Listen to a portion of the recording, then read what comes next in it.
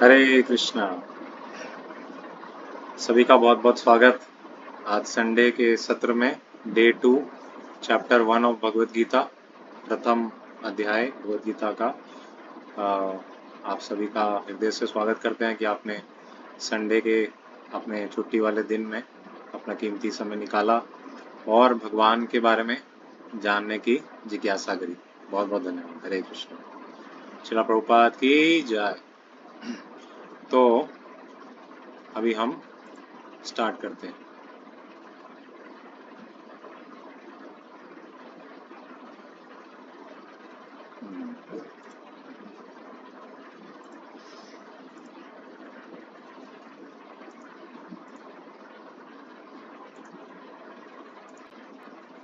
क्या मेरा स्क्रीन दिख रहा है सबको? यस प्रभु।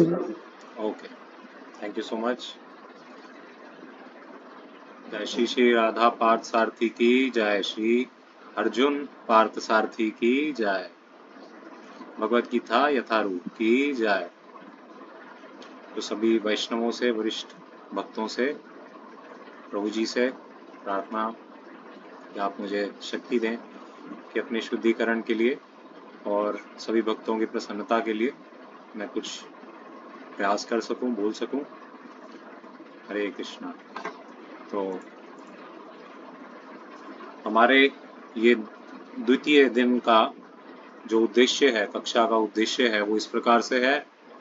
कल हमने 1 से लेके 23 नंबर श्लोक तक चर्चा की थी और आज हम 24 से लेके 46 नंबर श्लोका तक पूरा इसका पाठ करेंगे, भगवत गीता के प्रथम अध्याय का, चैप्टर 1 का।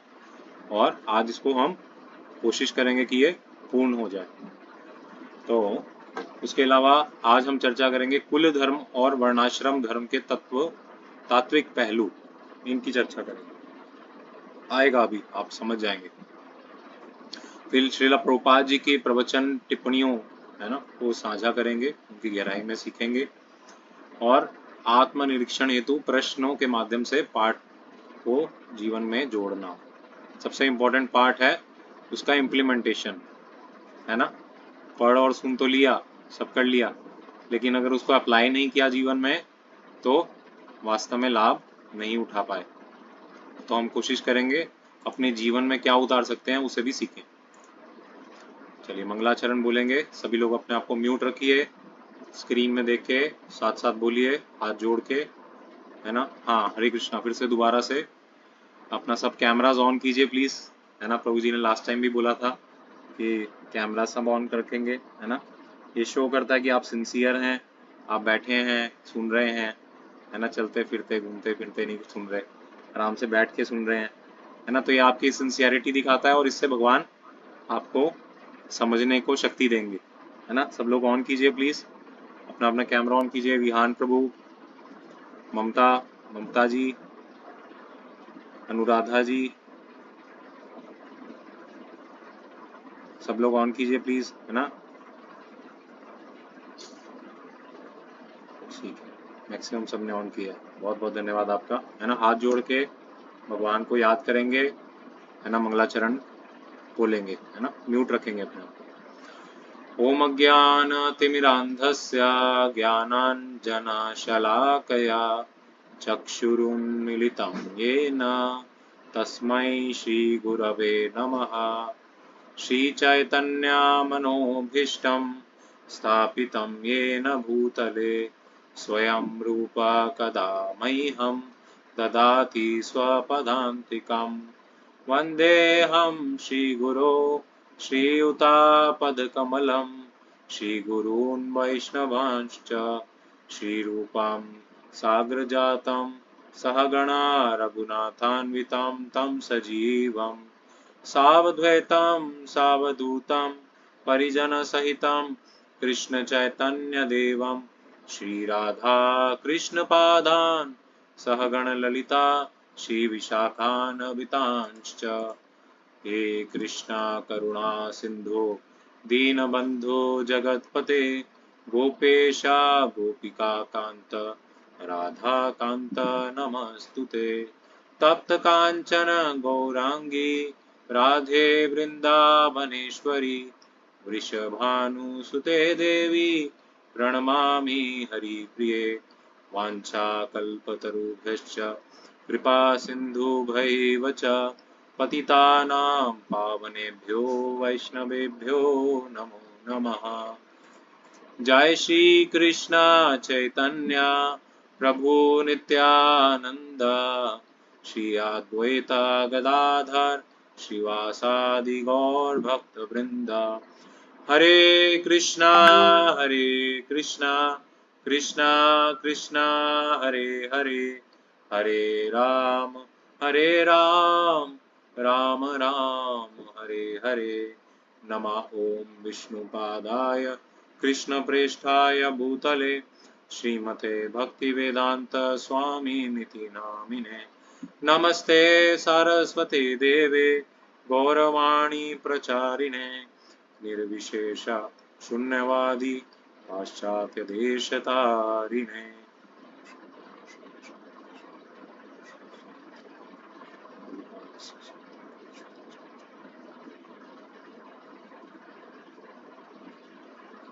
हरे कृष्णा। तो पुनः मैं सबका स्वागत करना चाहूँगा।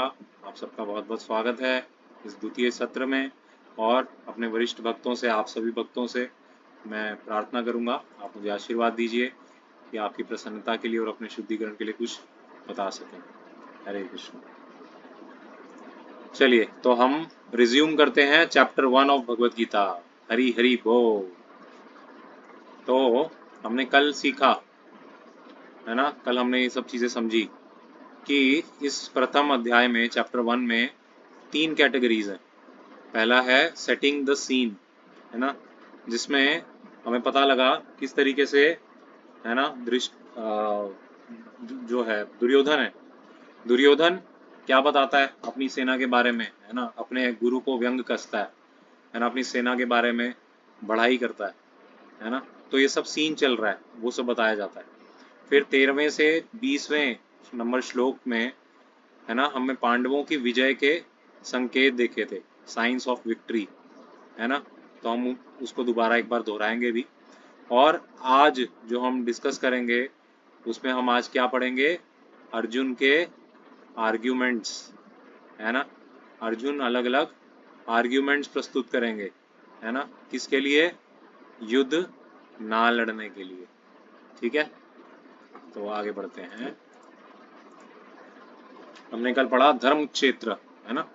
धर्म क्षेत्र का मतलब हमने पढ़ा, धर्म का मतलब हमने पढ़ा किसी चीज का स्वाभाविक, है ना, किसी चीज का स्वाभाविक भाव जो है उसका, है ना। जैसे पानी का भाव है तैरना, है ना, ऐसे ही आत्मा का जो भाव है वो क्या है, भगवान की सेवा करना, सेवा में लगना। फिर हमने पढ़ा किस तरीके से धृतराष्ट्र ने बोला माम कहा पांडवाश्चैव, है ना, मेरे और पांडु के पुत्रों के बीच में क्या हुआ, है ना।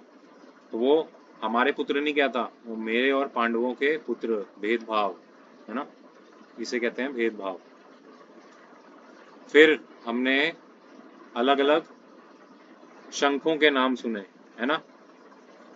हमने जाना कि भगवान श्री कृष्ण के शंख का नाम क्या है, कौन बताएगा, कौन बताएगा, बताइए, किसको याद है, हाथ उठा के बताइए।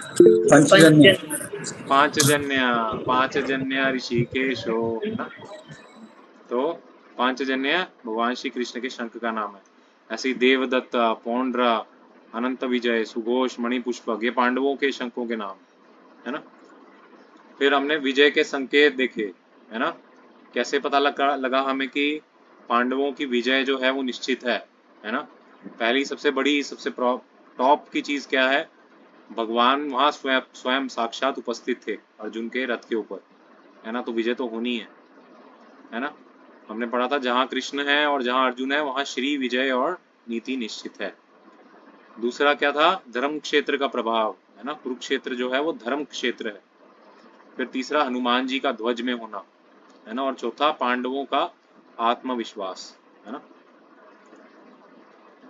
चलिए हमने, हाँ, अब एक लास्ट चीज हमने कल और पढ़ी थी जिसपे हमने खत्म किया था कि कृष्ण कितने भक्त वत्सल है ना। हमने श्लोक 21 से 23 तक हमने कल डिस्कस किया था, तो इसमें ये आया था। अर्जुन आदेश देते हैं, ये अच्युत मेरे रथ को दोनों सेनाओं के बीच में ले चलो, है ना। तो वो मित्रता की तरह से और गुरु भाव के आदर के भाव से उनसे प्रार्थना करते हैं। तो हमने कल क्या देखा, कृष्ण का भक्तवत्सल भाव, है ना। भगवान भगवान कृष्ण अर्जुन के आदेशानुसार रथ चलाते हैं, है ना। आप देख रहे हो सीन में, यहाँ पे आप देख पा रहे हैं कि किस तरह से, है ना, ये महाभारत जो पहले आता था B.R. चोपड़ा जी की, उसका सीन है, कैसे वो अर्जुन का रथ चला रहे हैं, है ना, कृष्ण। और यहाँ भगवान की भक्त के प्रति दया और सेवा भावना को दर्शाता है ना।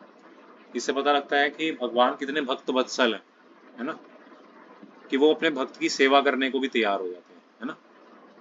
और प्रभुपाद जी अपने लंदन के प्रवचन में 1973 में बताते हैं कि कृष्ण ने अर्जुन के रथ चलाकर, है ना, उनके अपने मित्र की सेवा करी, है ना। तो ऐसा नहीं कि सेवा सिर्फ हम लोग ही करना चाहते हैं, भगवान भी सेवा करना चाहते हैं। भगवान किसकी सेवा करना चाहते हैं, अपने भक्तों की सेवा करना चाहते हैं, है ना। तो ये सिर्फ हमारा स्वभाव नहीं है, ऐसा मत सोचिए कि सिर्फ हम लोगों का ही स्वभाव है सेवा करना। अरे भगवान भी चाहते हैं सेवा करना, हालांकि भगवान को कोई नीड नहीं है सेवा करने की, वो भोगता है ना, लेकिन फिर भी वो आनंद लेते हैं अपने भक्त की सेवा करके, है ना। ये है भगवान। चलिए, तो आज के श्लोका से हम स्टार्ट करते हैं, है ना। तो आज पढ़ेंगे अभी विहान प्रभु। विहान प्रभु पढ़िए। हरे कृष्णा प्रभु जी। हरे कृष्ण। प्रभु जी श्लोका ही पढ़ना है ये वाला? ये लिखा हुआ है जो ना स्क्रीन में आपको डिस्प्ले में हो रहा है। हाँ जी। संजय ने कहा, हे भरतवंशी, अर्जुन द्वारा इस प्रकार संबोधित किए जाने पर भगवान कृष्ण ने दोनों दलों के बीच में उस उत्तम रथ को लाकर खड़ा कर दिया। हाँ, भीष्म द्रोण। तो हाँ हाँ, तो यहाँ पे जब हमने पिछले श्लोक में देखा कि भगवान कृष्ण से अर्जुन कहते हैं कि हे अच्युत, मेरे रथ को दोनों सेनाओं के मध्य में लाके खड़ा कर दो, है ना। और कृष्ण एक साधारण से सेवक की भांति अपने, है ना, जो मालिक है, अथॉरिटी है ना, वो अर्जुन को दिखाते हुए उनकी आज्ञा का पालन करते हैं, है ना। ऐसा संजय बता रहे। अब आगे हम पढ़ रहे हैं, है ना, श्लोक नंबर 25। भीष्म द्रोण प्रमुख्यतः सर्वेषां च महीक्षिताम् उवाच पार्थ पश्यतान् समवेता कुरुनीति। पढ़िए अनुवाद। भीष्म द्रोण तथा विश्व भर के अन्य समस्त राजाओं के सामने भगवान ने कहा कि हे पार्थ, यहाँ पर एकत्र सारे कुरुओं को देखो। तो भगवान श्री कृष्ण ने क्या बोला, पश्यताम एताम कुरुनीति, है ना। देखो इनको, हे पार्थ, इन सबको देखो जो यहाँ पे युद्ध करने की इच्छा से एकत्र हुए हैं, इन सबको देखो, है ना। क्यों कह रहे हैं भगवान देखो, है ना, क्योंकि अर्जुन पहले से ही क्या है, मोहित हैं, है ना। अर्जुन अभी पहले से ही मोहित है, मोह में है कि अरे ये सब लड़ने आए हैं, ये तो मेरे अपने हैं, इनको मैं मारूंगा, है ना। और भगवान उसके मोह को और बढ़ा रहे हैं। तो भगवान कभी कभी ऐसा करते हैं अपने भक्तों के साथ, है ना, एक बड़े बड़े पर्पस के लिए अपने भक्तों को सेवा में लगाते हैं, उनके साथ लीलाएं करते हैं, है ना। अगर सोचिए अर्जुन को कृष्ण ने मोह में ना डाला होता, अपनी योग माया शक्ति में ना डाला होता, भ्रमित ना किया होता, तो आज हम गीता पढ़ रहे होते? नहीं, है ना, नहीं पढ़ रहे होते, है ना। तो भगवान क्या करते हैं, ऐसे अरे गहरे को नहीं चुनते है ना। मतलब मैं सोचूं मेरे जैसे को, नहीं नहीं, हम कोई काबिल नहीं, लेकिन अर्जुन के लेवल के जो हैं भक्त, है ना, तो उनको चुनते हैं भगवान, उनको जबरदस्ती मोह में डालते हैं। हमें तो माया देवी मोह में डालती है ना। हमें तो क्या है, माया देवी मोह में डालती है। कैसे, है ना, बड़ी गाड़ी देख ली किसी पड़ोसी की, किसी दोस्त की, तो जलन होने लगती है है ना। अरे मेरे पास क्यों नहीं है ना। हम भूल जाते हैं कि भगवान ने हमें कितना कुछ दिया है ना, शुक्रिया अदा करना भूल जाते हैं, पर हम जलने लगते हैं। लेकिन भगवान कृष्ण ने अर्जुन को माध्यम बनाया मोह और मोह डालने का, है ना, मोह में डालने का। लड़ना तो उनका धर्म था अर्जुन का, लेकिन उस टाइम पे उनको मोह आ गया कि भाई ये मेरे भाई हैं, है ना, ये मेरे चाचा हैं, अरे ये मेरे पितामह हैं, अरे ये मेरे गुरु हैं, इनको कैसे मारूं, है ना। और कृष्ण क्या कर रहे हैं, उसको बढ़ा रहे हैं मोह को। देखो देखो देखो इनको देखो, ऐसे उंगली कर करके, है ना। एक आचार्य बताते हैं, एक प्रवचन में मैंने सुना था, एक आचार्य बताते हैं कि भगवान कृष्ण सीधा कहाँ ले गए रथ को, पता है, जहां भीष्म पितामह और द्रोणाचार्य थे, बिल्कुल ठीक उनके आगे ले गए, बिल्कुल ठीक। और कहीं भी लेके जा सकते थे, है ना, लेकिन नहीं, भगवान कृष्ण बहुत स्ट्रेटेजिकली खेल रहे हैं, है ना। भगवान कृष्ण क्या ले गए, रथ को बिल्कुल भीष्म और द्रोण, गुरु द्रोणाचार्य और भीष्म पितामह, उनके रथ के बिल्कुल आगे लेके खड़ा कर दिया, बिल्कुल आगे है। और क्या कहते हैं, देखो, उंगली करके कहते हैं भगवान कृष्ण पहली बार। अच्छा, इस श्लोक से, है ना, इस श्लोक से भगवान कृष्ण के बोलना स्टार्ट हुआ। ये पहला श्लोक है जिसमें भगवान कृष्ण ने बोला हरि बोल, है ना। भगवान कृष्ण ने फाइनली भगवत गीता में एंट्री मार दी, है ना। थम्स अप कीजिए सब लोग, है ना, या ऐसे कोई सिंबल है तो हरि बोल, है ना। तो भगवान ने एंट्री मार दी इस श्लोक से, है ना। अब भगवान का जब क्लाइमैक्स होता है ना, जैसे हीरो हीरो आता है बीच में, जब थोड़ी सिचुएशन ऐसी होने लगती है ना, डगमगाती है, तो फिर हीरो आता है पिक्चर में, है ना। तो ऐसे ही हीरो की एंट्री हो गई इस श्लोक से। क्या कह रहे हैं, पश्यताम कुरुनीति समवेत कुरुनीति, है ना। देखो इन सब एकत्रित कुरुओं को देखो, भगवान कृष्ण से उंगली करके दिखा रहे हैं। और स्पेशली किसको दिखा रहे हैं, भीष्म को देखो, द्रोण को देखो, है ना, और इन अन्य राजाओं को देखो, है ना। कोई ऐसे दिखाया आपको, आप किसी फ्रेंड से बहुत जलते हो, है ना, उसकी सक्सेस से बहुत जलते हो, है ना, और आपका फ्रेंड आपको उसके गाड़ी दिखाए, है ना, उसकी पत्नी दिखाए सुंदर सी, उसका बंगला दिखाए, कहे देखो गाड़ी इसकी देखो बीवी इसकी, देखो बंगला इसका, है ना। तो क्या होगा, आग लगेगी हमें। ऐसे ही भगवान क्या कर रहे हैं, आग भड़का रहे हैं अर्जुन की, है ना। किस लिए भड़का रहे हैं, ताकि हमारी जो ये आग जल रही है जन्म जन्मांतरों की, ये शांत हो जाए। हरि बोल, है ना। तो अर्जुन का ये बहुत विशेष कंट्रीब्यूशन है ना, वो मोहित होना स्वीकार किए। हालांकि वो मुक्त थे, वो मुक्त जीव हैं, वो भगवान के सखा हैं, उनको कौन मुंह में डाल सकता है, केवल भगवान कृष्ण ही मुंह में डाल सकते हैं उनको, है ना। चलिए आगे बढ़ते हैं। देखिए भगवान कृष्ण क्या कर रहे हैं, है ना। यहाँ पे द्रोणाचार्य खड़े हैं, यहाँ पे भीष्म पितामह खड़े हैं, है ना? कह रहे हैं बिहोल्ड द कुरुज, है ना, देखो इन सब कुरुओं को देखो, हे पार्थ देखो, इशारा करके उनके ऊपर, भीष्म के ऊपर, है ना, देखो इनको देखो, ताकि और ज्यादा वो डर जाए। ओके, तो आज किसी न्यू एंट्री को हम चांस देंगे। अनुराधा जी हैं यहाँ पे,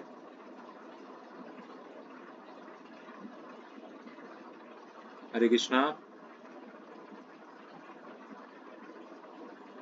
अच्छा, काजल जी हैं, काजल जी।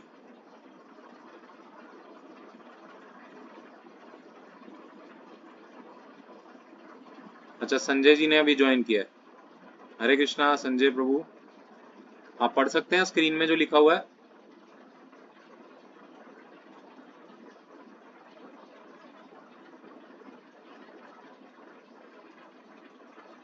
अच्छा, स्मृति, स्मृति जी हैं, सुन रहे हैं मुझे।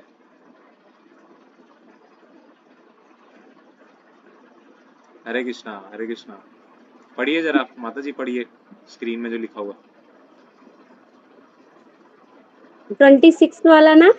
हाँ सारे पढ़िए स्टार्टिंग से। अर्जुन ने वहां पर दोनों पक्षों की सेनाओं के मध्य में अपने चाचा ताओं, पितामहों, गुरुओं, मामाओं, भाइयों, पुत्रों, पौत्रों, मित्रों, ससुरों और शुभ चिंतकों को भी देखा। हाँ देखो सबको, मतलब ऐसा ही नहीं था कि सिर्फ भीष्म द्रोण को देखा, है ना, अपने भाइयों, पुत्रों, मित्रों, है ना, सारे सगे संबंधियों को देखा, है ना। आगे पढ़िए। अब जब कुंती पुत्र अर्जुन ने मित्रों तथा संबंधियों की इन विभिन्न श्रेणियों को देखा तो वह करुणा से अभिभूत हो गया और इस प्रकार बोला। हाँ, अब क्या हो गया, उनमें करुणा आ गई, है ना। यही चाहते थे भगवान, भगवान चाहते थे उसके अंदर करुणा आए, है ना। आगे आगे पढ़िए। अर्जुन ने कहा, हे कृष्ण, इस प्रकार युद्ध की इच्छा रखने वाले मित्रों तथा संबंधियों को अपने समक्ष उपस्थित देखकर मेरे शरीर के अंग कांप रहे हैं और मेरा मुंह सूखा जा रहा है। हाँ, अच्छा, आप सब ने कभी ऐसा फील किया है, कभी ऐसा एग्जाम हो, है ना, जिसमें आपको कुछ नहीं आता, है ना, एकदम ही पता नहीं सर के ऊपर से जाता है, पर आप एग्जाम देने आ गए हो, क्वेश्चन पेपर आपके सामने रख दिया गया है ना। कुछ कुछ ऐसा ऐसा ऐसा सा होता है कि नहीं होता हमारे साथ, है ना। यस, किसी होता है माता जी, होता है ना। कभी ऐसा यस। कोई क्वेश्चन पेपर आ गया जिसका कुछ हमें सर पैर नहीं पता, है ना, तो क्या होता है, यही होता है हमारे साथ। हमारे शरीर के अंग कांपते हैं, मुंह सूख जाता है ना। पसीने अब देखते पसीने जाइए, हो जाते देखिए। हैं, पसीने हाँ, पसीने। हाँ, हमारे लेवल पे ना आप ऐसे कंपेयर कीजिए कि आप एक ऐसा एग्जाम देने आए हैं जिसमें आपको कुछ भी नहीं आता, लेकिन आपका फाइनल एग्जाम है, उसी के बेसिस पे आपको पास या फेल किया जाएगा, है ना। ऐसा सोचेंगे तो कुछ कुछ समझ आएगा कि क्या क्या परिस्थिति है अर्जुन की, है ना। पढ़िए, आगे पढ़िए। मेरा सारा शरीर कांप रहा है, मेरे रोंगटे खड़े हो रहे हैं, मेरा गांडीव धनुष मेरे हाथ से सरक रहा है आपका और आपका मेरी गांडीव, त्वचा जल आपका रही आपका जो गांडीव धनुष है ना, वो आपका पेन है, आप पेन से लिखने आए हैं, है ना।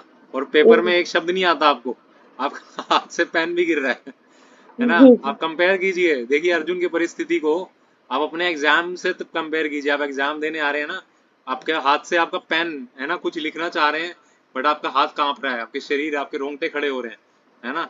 और पेन भी आपके हाथ से सरका जा रहा है कि भाई फेल तो होना ही है अब मुझे। त्वचा भी जल रही है। और त्वचा भी जल रही है ना। त्वचा जलने का मतलब क्या है, अरे मुझे लग रहा है मेरे को फीवर हो गया, देखना जरा मेरे को फीवर हो गया, कहते हैं ना हम लोग। तो फीवर होता है वो एंड टाइम पे, क्या होता है, वो फीवर भी होता है ना। तो ये सब परिस्थिति अर्जुन के साथ हो रही है ना। आगे। मैं अब यहाँ अब और अधिक खड़ा रहने में असमर्थ हूँ। मैं अपने को भूल रहा हूँ और मेरा सिर चकरा रहा है।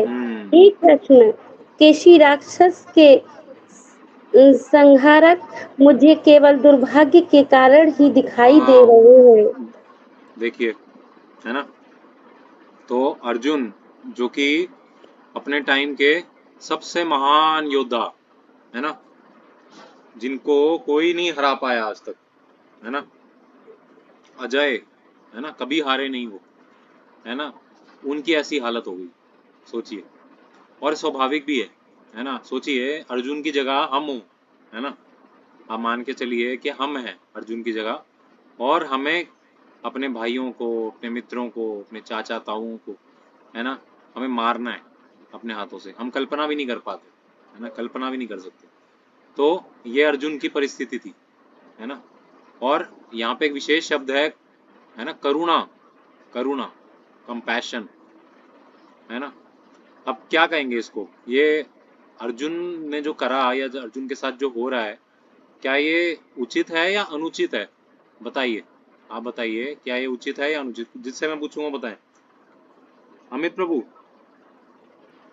हाँ जी प्रभु जी। बताइए, जो अर्जुन के साथ हो रहा है वो सही है कि नहीं, मतलब ऐसा होना चाहिए था कि नहीं।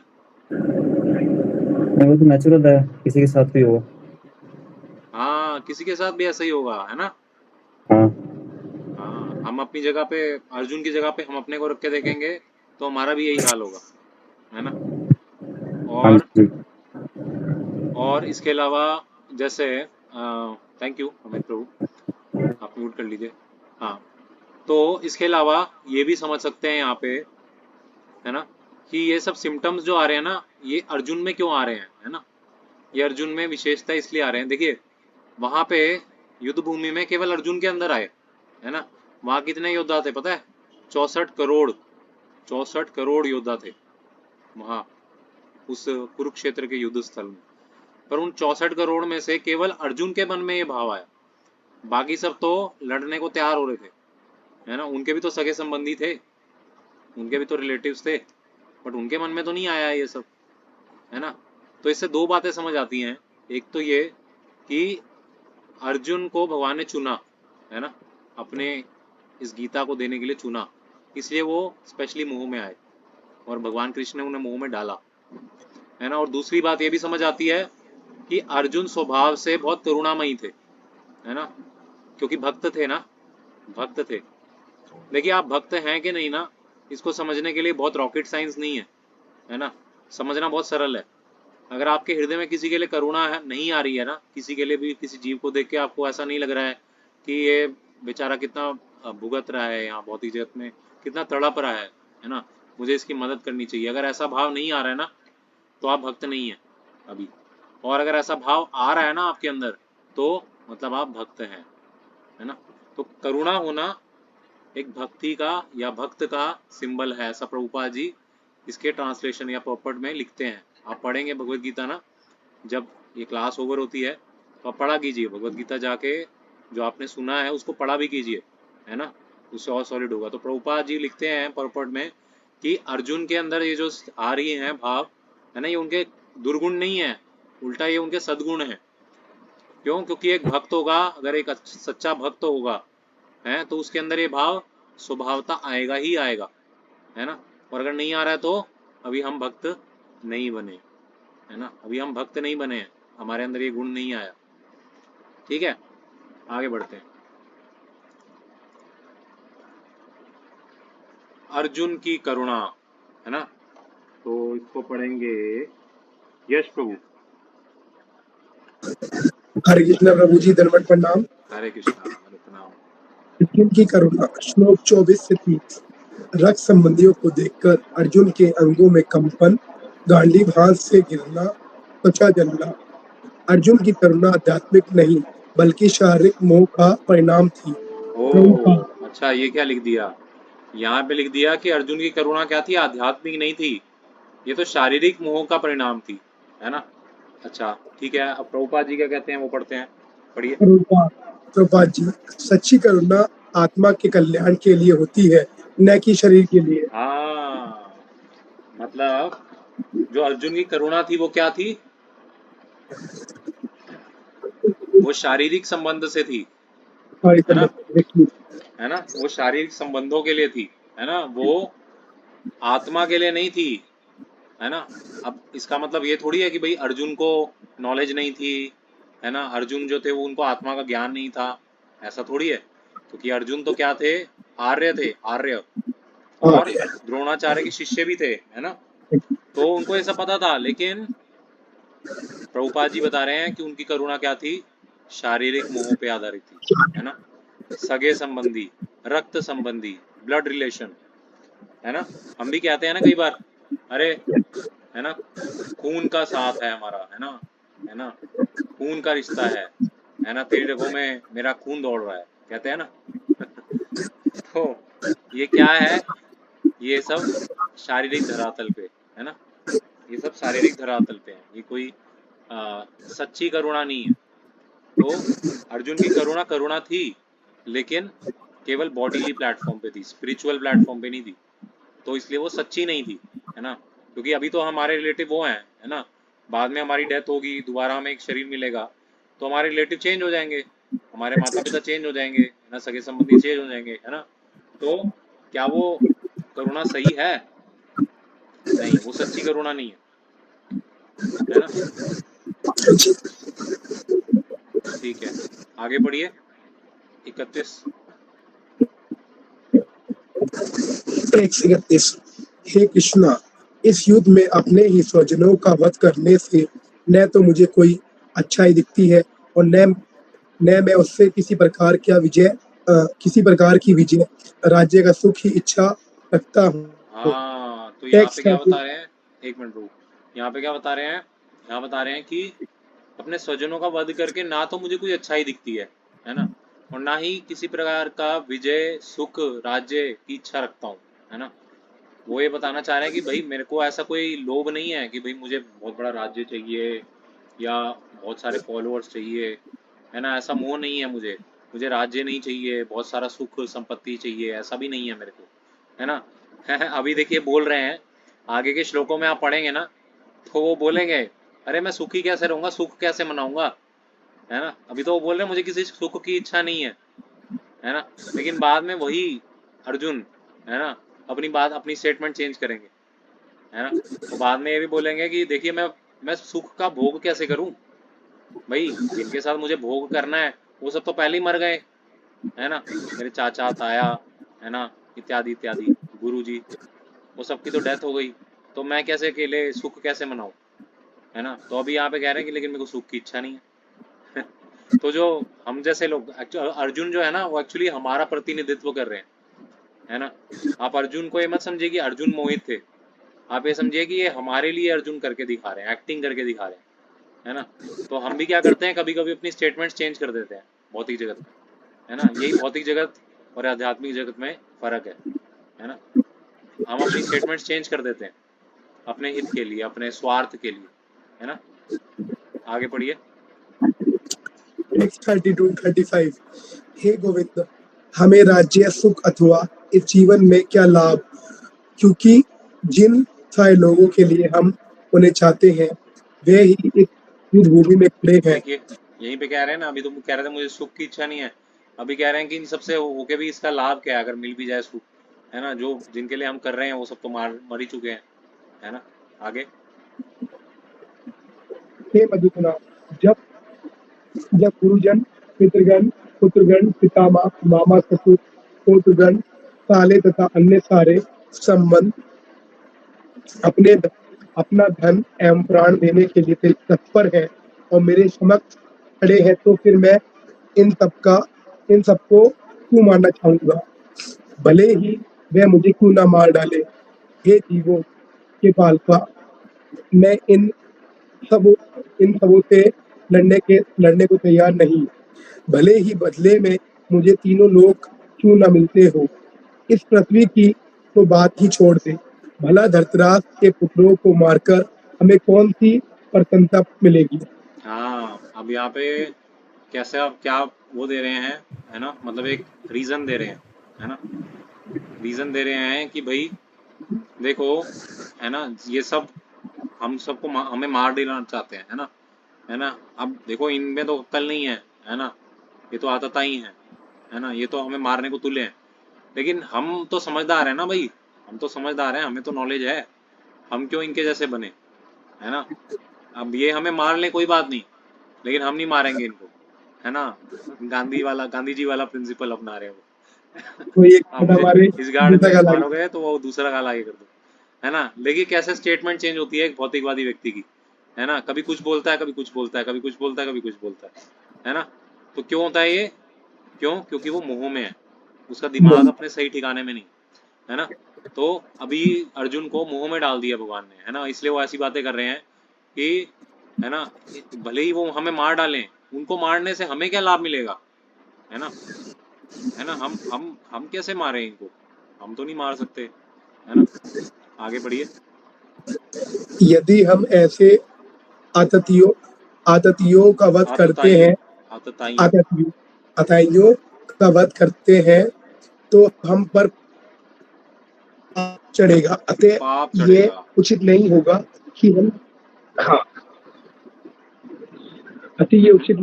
कि हम धृतराष्ट्र के पुत्रों तथा उनके मित्रों का वध करें। हे लक्ष्मीपति कृष्ण, इससे हमें क्या लाभ होगा, और अपने ही कुटुंबियों को मारकर हम किस प्रकार सुखी हो सकते हैं। हाँ, वो कह रहे हैं, अब एक और रीजन दे रहे हैं, है ना, हर श्लोक में एक रीजन दे रहे हैं वो। अब इस श्लोक में कह रहे हैं कि भाई हमें पाप चढ़ेगा, है ना। देखो ये किसी भाई को मारना वैसे सच बात है, इसमें कुछ गलत नहीं है ना। जो कृष्ण बोल रहे हैं इसमें कुछ गलत, मतलब अर्जुन जो सुझाव दे रहे हैं, देखिए आप उसमें कुछ गलत नहीं है ना। आप अपने भाई को मारोगे तो आपको पाप तो चढ़ेगा ही चढ़ेगा, है ना। सही बोल रहा हूँ मैं, है सही बोल रहा हूँ, हाँ सही बोल रहा हूँ। लेकिन अर्जुन क्या है, योद्धा है ना, तो योद्धा को मारने पे पाप नहीं चढ़ता है है ना। वो भूल गए कि वो योद्धा क्षत्रिय है, है। वो ये तक भी भूल गए वो योद्धा है। जैसे फॉर एग्जाम्पल आप स्टूडेंट हो, है ना, आप एग्जाम लिखने हाँ गए, जी। है ना, आपको एग्जाम में कुछ समझ नहीं आया, है ना, है ना। अब आपने बोला कि भाई देखो कुछ भी अपने मन से लिखना जो है ना, वो क्या है, वो पाप है, वो गलत है ना, इससे अच्छा है पेपर ब्लैंक ही छोड़ दो, है ना। तो क्या है, हम अपने आप को, है ना, हम भूल गए कि हम स्टूडेंट हैं, है ना, हम स्टूडेंट हैं, हमारा लिखना, हमारा पढ़ना हमारा धर्म है, हमने नहीं करा तो हमने गलती करी है ना। अगर हम पढ़ के नहीं आए तो हमने, हमारी गलती है ना। हम भूल जाते हैं कि हम स्टूडेंट हैं, पढ़ना हमारा धर्म है ना। तो अपने धर्म को भूलकर अभी वो क्या आप बातें कर रहे हैं, पाप पुण्य की बातों पे आ गए वो, है ना। योद्धा है भाई, अब जो डॉक्टर है, डॉक्टर, अब डॉक्टर बोले कि भाई किसी किसी के पेट पे छुरी घोंपना पाप है ना। अरे भाई तुम डॉक्टर हो यार, तुम इलाज नहीं करोगे तो वो कैसे ठीक होगा, छुरी नहीं चलाओगे तो वो ठीक कैसे होगा, है ना, सही बात है। आगे बढ़िए। टेक्स्ट 37-38। हे जनार्दना, यद्यपि लोभ से अभिभूत चित्त वाले ये लोग अपने परिवार को मारने या अपने मित्रों से द्रोह करने में कोई दोष नहीं देखते, किंतु हम लोग जो परिवार के विनिष्ट करने में अपराध देख सकते हैं, ऐसे पाप कर्मों में क्यों प्रवृत्त हो। हाँ, वो कह रहे हैं कि भाई ये तो दुर्बुद्धि है ना, इनको तो कुछ पता नहीं है सही क्या है गलत क्या है ना। देखिए 6 प्रकार के आतताई होते हैं, है ना। प्रभुपाद जी आप पढ़ेंगे भगवत गीता डिटेल में, है ना। ये जो अभी हम कोर्स कर रहे हैं बहुत ऊपर ऊपर से कर रहे हैं, है ना। इसका मतलब ये नहीं है कि आप पूरी भगवत गीता समझ गए, नहीं, आपको भगवत गीता पढ़नी पड़ेगी एक्चुअल में, है ना। ये सिर्फ आपको फैसिलिटी दी जा रही है, उसके बाद आप घर जाके पढ़िए। प्रभुपाद जी इसमें बताते हैं कि 6 तरह के आतताई होते हैं, है ना। आतताइयों को इंग्लिश में कहते हैं एग्रेसर्स, है ना। वो 6 तरह के जो आ, हाँ 6 प्रकार के जो आतताई है ना, उनको उनको वध कर देने में भी कोई हार्म नहीं है ना, कोई पाप नहीं चढ़ता है ना। यश प्रभु आप म्यूट कर लीजिए अपने को, है ना, थोड़ा बैकग्राउंड नॉइस आ। तो 6 प्रकार के आतताइयों को भी मारने से कोई पाप नहीं चढ़ता है ना। वो कौन कौन है, एक जो आपके घर में आग लगाता है ना। दो दो जो आपको हथियार से मारने आता है ना। 3 जो आपके पत्नी का अपहरण कर लेता है ना, है ना। 4 जो आपको आपकी संपत्ति को लूटता है ना। और 5 जो आपको विष देता है ना। तो इस प्रकार के, और ये सब, है ना, ये सब के सब जो कार्य है ना, ये दुर्योधन ने किए थे, ये सारे के सारे कार्य दुर्योधन और उसकी सेना ने किए थे। सोचिए फिर भी अर्जुन के अंदर इतनी करुणा आ रही है कि वो उनको उनके माफी मांगने के बिना ही, है ना, उनको माफ कर दिए। सोचिए, इससे इसके अर्जुन की महानता का पता लगता है ना।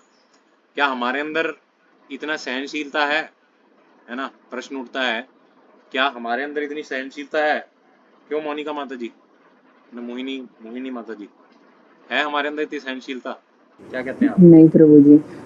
है ना, कि भाई कोई ऐसे करे, हमें थप्पड़ मार दे, हमें गाली दे दे, है ना, हम उसे माफ कर देंगे, उसके बोले भी नहीं, नहीं। है ना, नहीं। यहाँ तो उन्होंने उनकी पत्नी का अपमान किया, है ना, उनके घर में आग लगाई, है ना, उनको विष दिया, भीम को विष दिया बचपन में, है ना, उनको शस्त्रों से मारना चाहा, है ना, क्या क्या नहीं किया, सब कुछ किया, इतने बड़े बड़े प्रहार किए उन पे।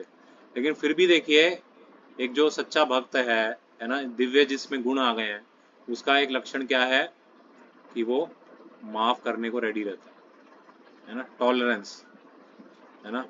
तो आज ही परम पूज्य लोकनाथ महाराज जी के बारे में श्रवण करने का सुअवसर मिला मुझे, तो मैं सुन रहा था कि महाराज जी कैसे ना कभी क्रोध नहीं करते, किसी पे भी क्रोध नहीं करते, है ना। ऐसे हमारे गुरुदेव, मेरे गुरुदेव श्री हिज होलीनेस गोपाल कृष्ण गोस्वामी महाराज, उनका भी यही स्वभाव था कि वो कोई अगर रोता था उनके सामने, उनके आंसू निकल आते थे, है ना, भले ही उसकी गलती हो, भले ही वो मगरमच्छ के आंसू रो रहा है, फिर भी उनसे किसी का दुख देखा नहीं जाता था, है ना। तो ये सब क्या है, ये शुद्ध भक्ति के लक्षण है ना, ये केवल शुद्ध भक्तों में पाए जाते हैं, है ना। तो हम अपने आप को इस तरह से अवलोकन कर सकते हैं कि हम शुद्ध भक्ति के कितने निकट पहुंच पाए हैं, है ना। क्या हम माफ कर पा रहे हैं, है ना। किसी ने हमें धोखा दे दिया, है ना, कोई हमें नीचा दिखा के चला गया, या अरे वो तो छोड़ो, है ना, प्रसाद में गुलाब जामुन बट रहा था, कोई हमारी प्लेट में नहीं बांट के गया, हम तो तब भी गुस्सा कर देते हैं। ए प्रभु, ए इधर आ, सबको सब दिख रहा है तेरे को, मैं नहीं दिख रहा तेरे को है ना, हम तब भी नहीं सह पाते, तो बाकी सब बातें तो छोड़ दो, है ना। तो इससे हमें पता लगता है कि भाई हमारा लेवल क्या है अभी भक्ति में, है ना। हमें सीखना है अर्जुन से कि हमें भक्त बनना है ना। तो भक्ति में एक सबसे बड़ा लक्षण है कि सहनशील बनो भाई, टॉलरेट करो, माफ करने को रेडी हो।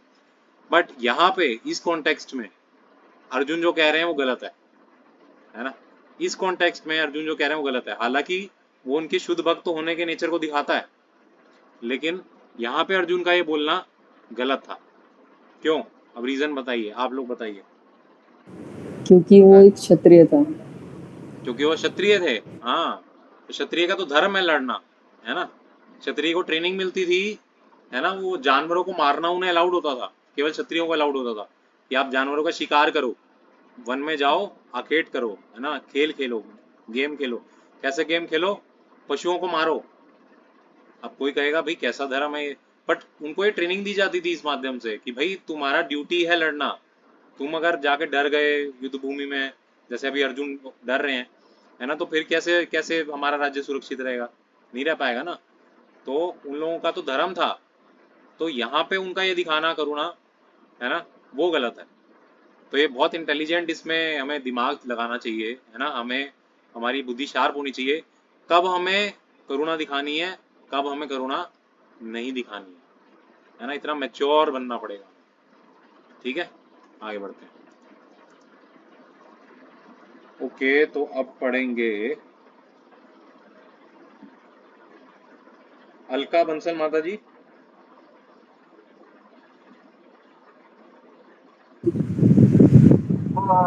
हरे कृष्णा। हरे कृष्णा, पढ़िए जरा। टेक्स्ट 39। कुल का नाश होने पर सनातन कुल परंपरा नष्ट हो जाती है और इस तरह शेष कुल भी अधर्म में प्रवृत्त हो जाता है। हे कृष्ण, जब कुल में अधर्म प्रमुख हो जाता है तो कुल की स्त्रियां दूषित हो जाती हैं और स्त्रियों के पतन से ही ऋषिवंशी अवांछित संतानें उत्पन्न होती हैं। हाँ, अब रुकिए रुकिए, यहाँ पे रुकिए। यहाँ क्या बता रहे हैं, है ना, रीजन बता रहे हैं। माता जी आपके थोड़ा सा नॉइस आ रहा है, आप म्यूट कर लेंगे? तो बोलूंगा आप अनम्यूट कर लेना।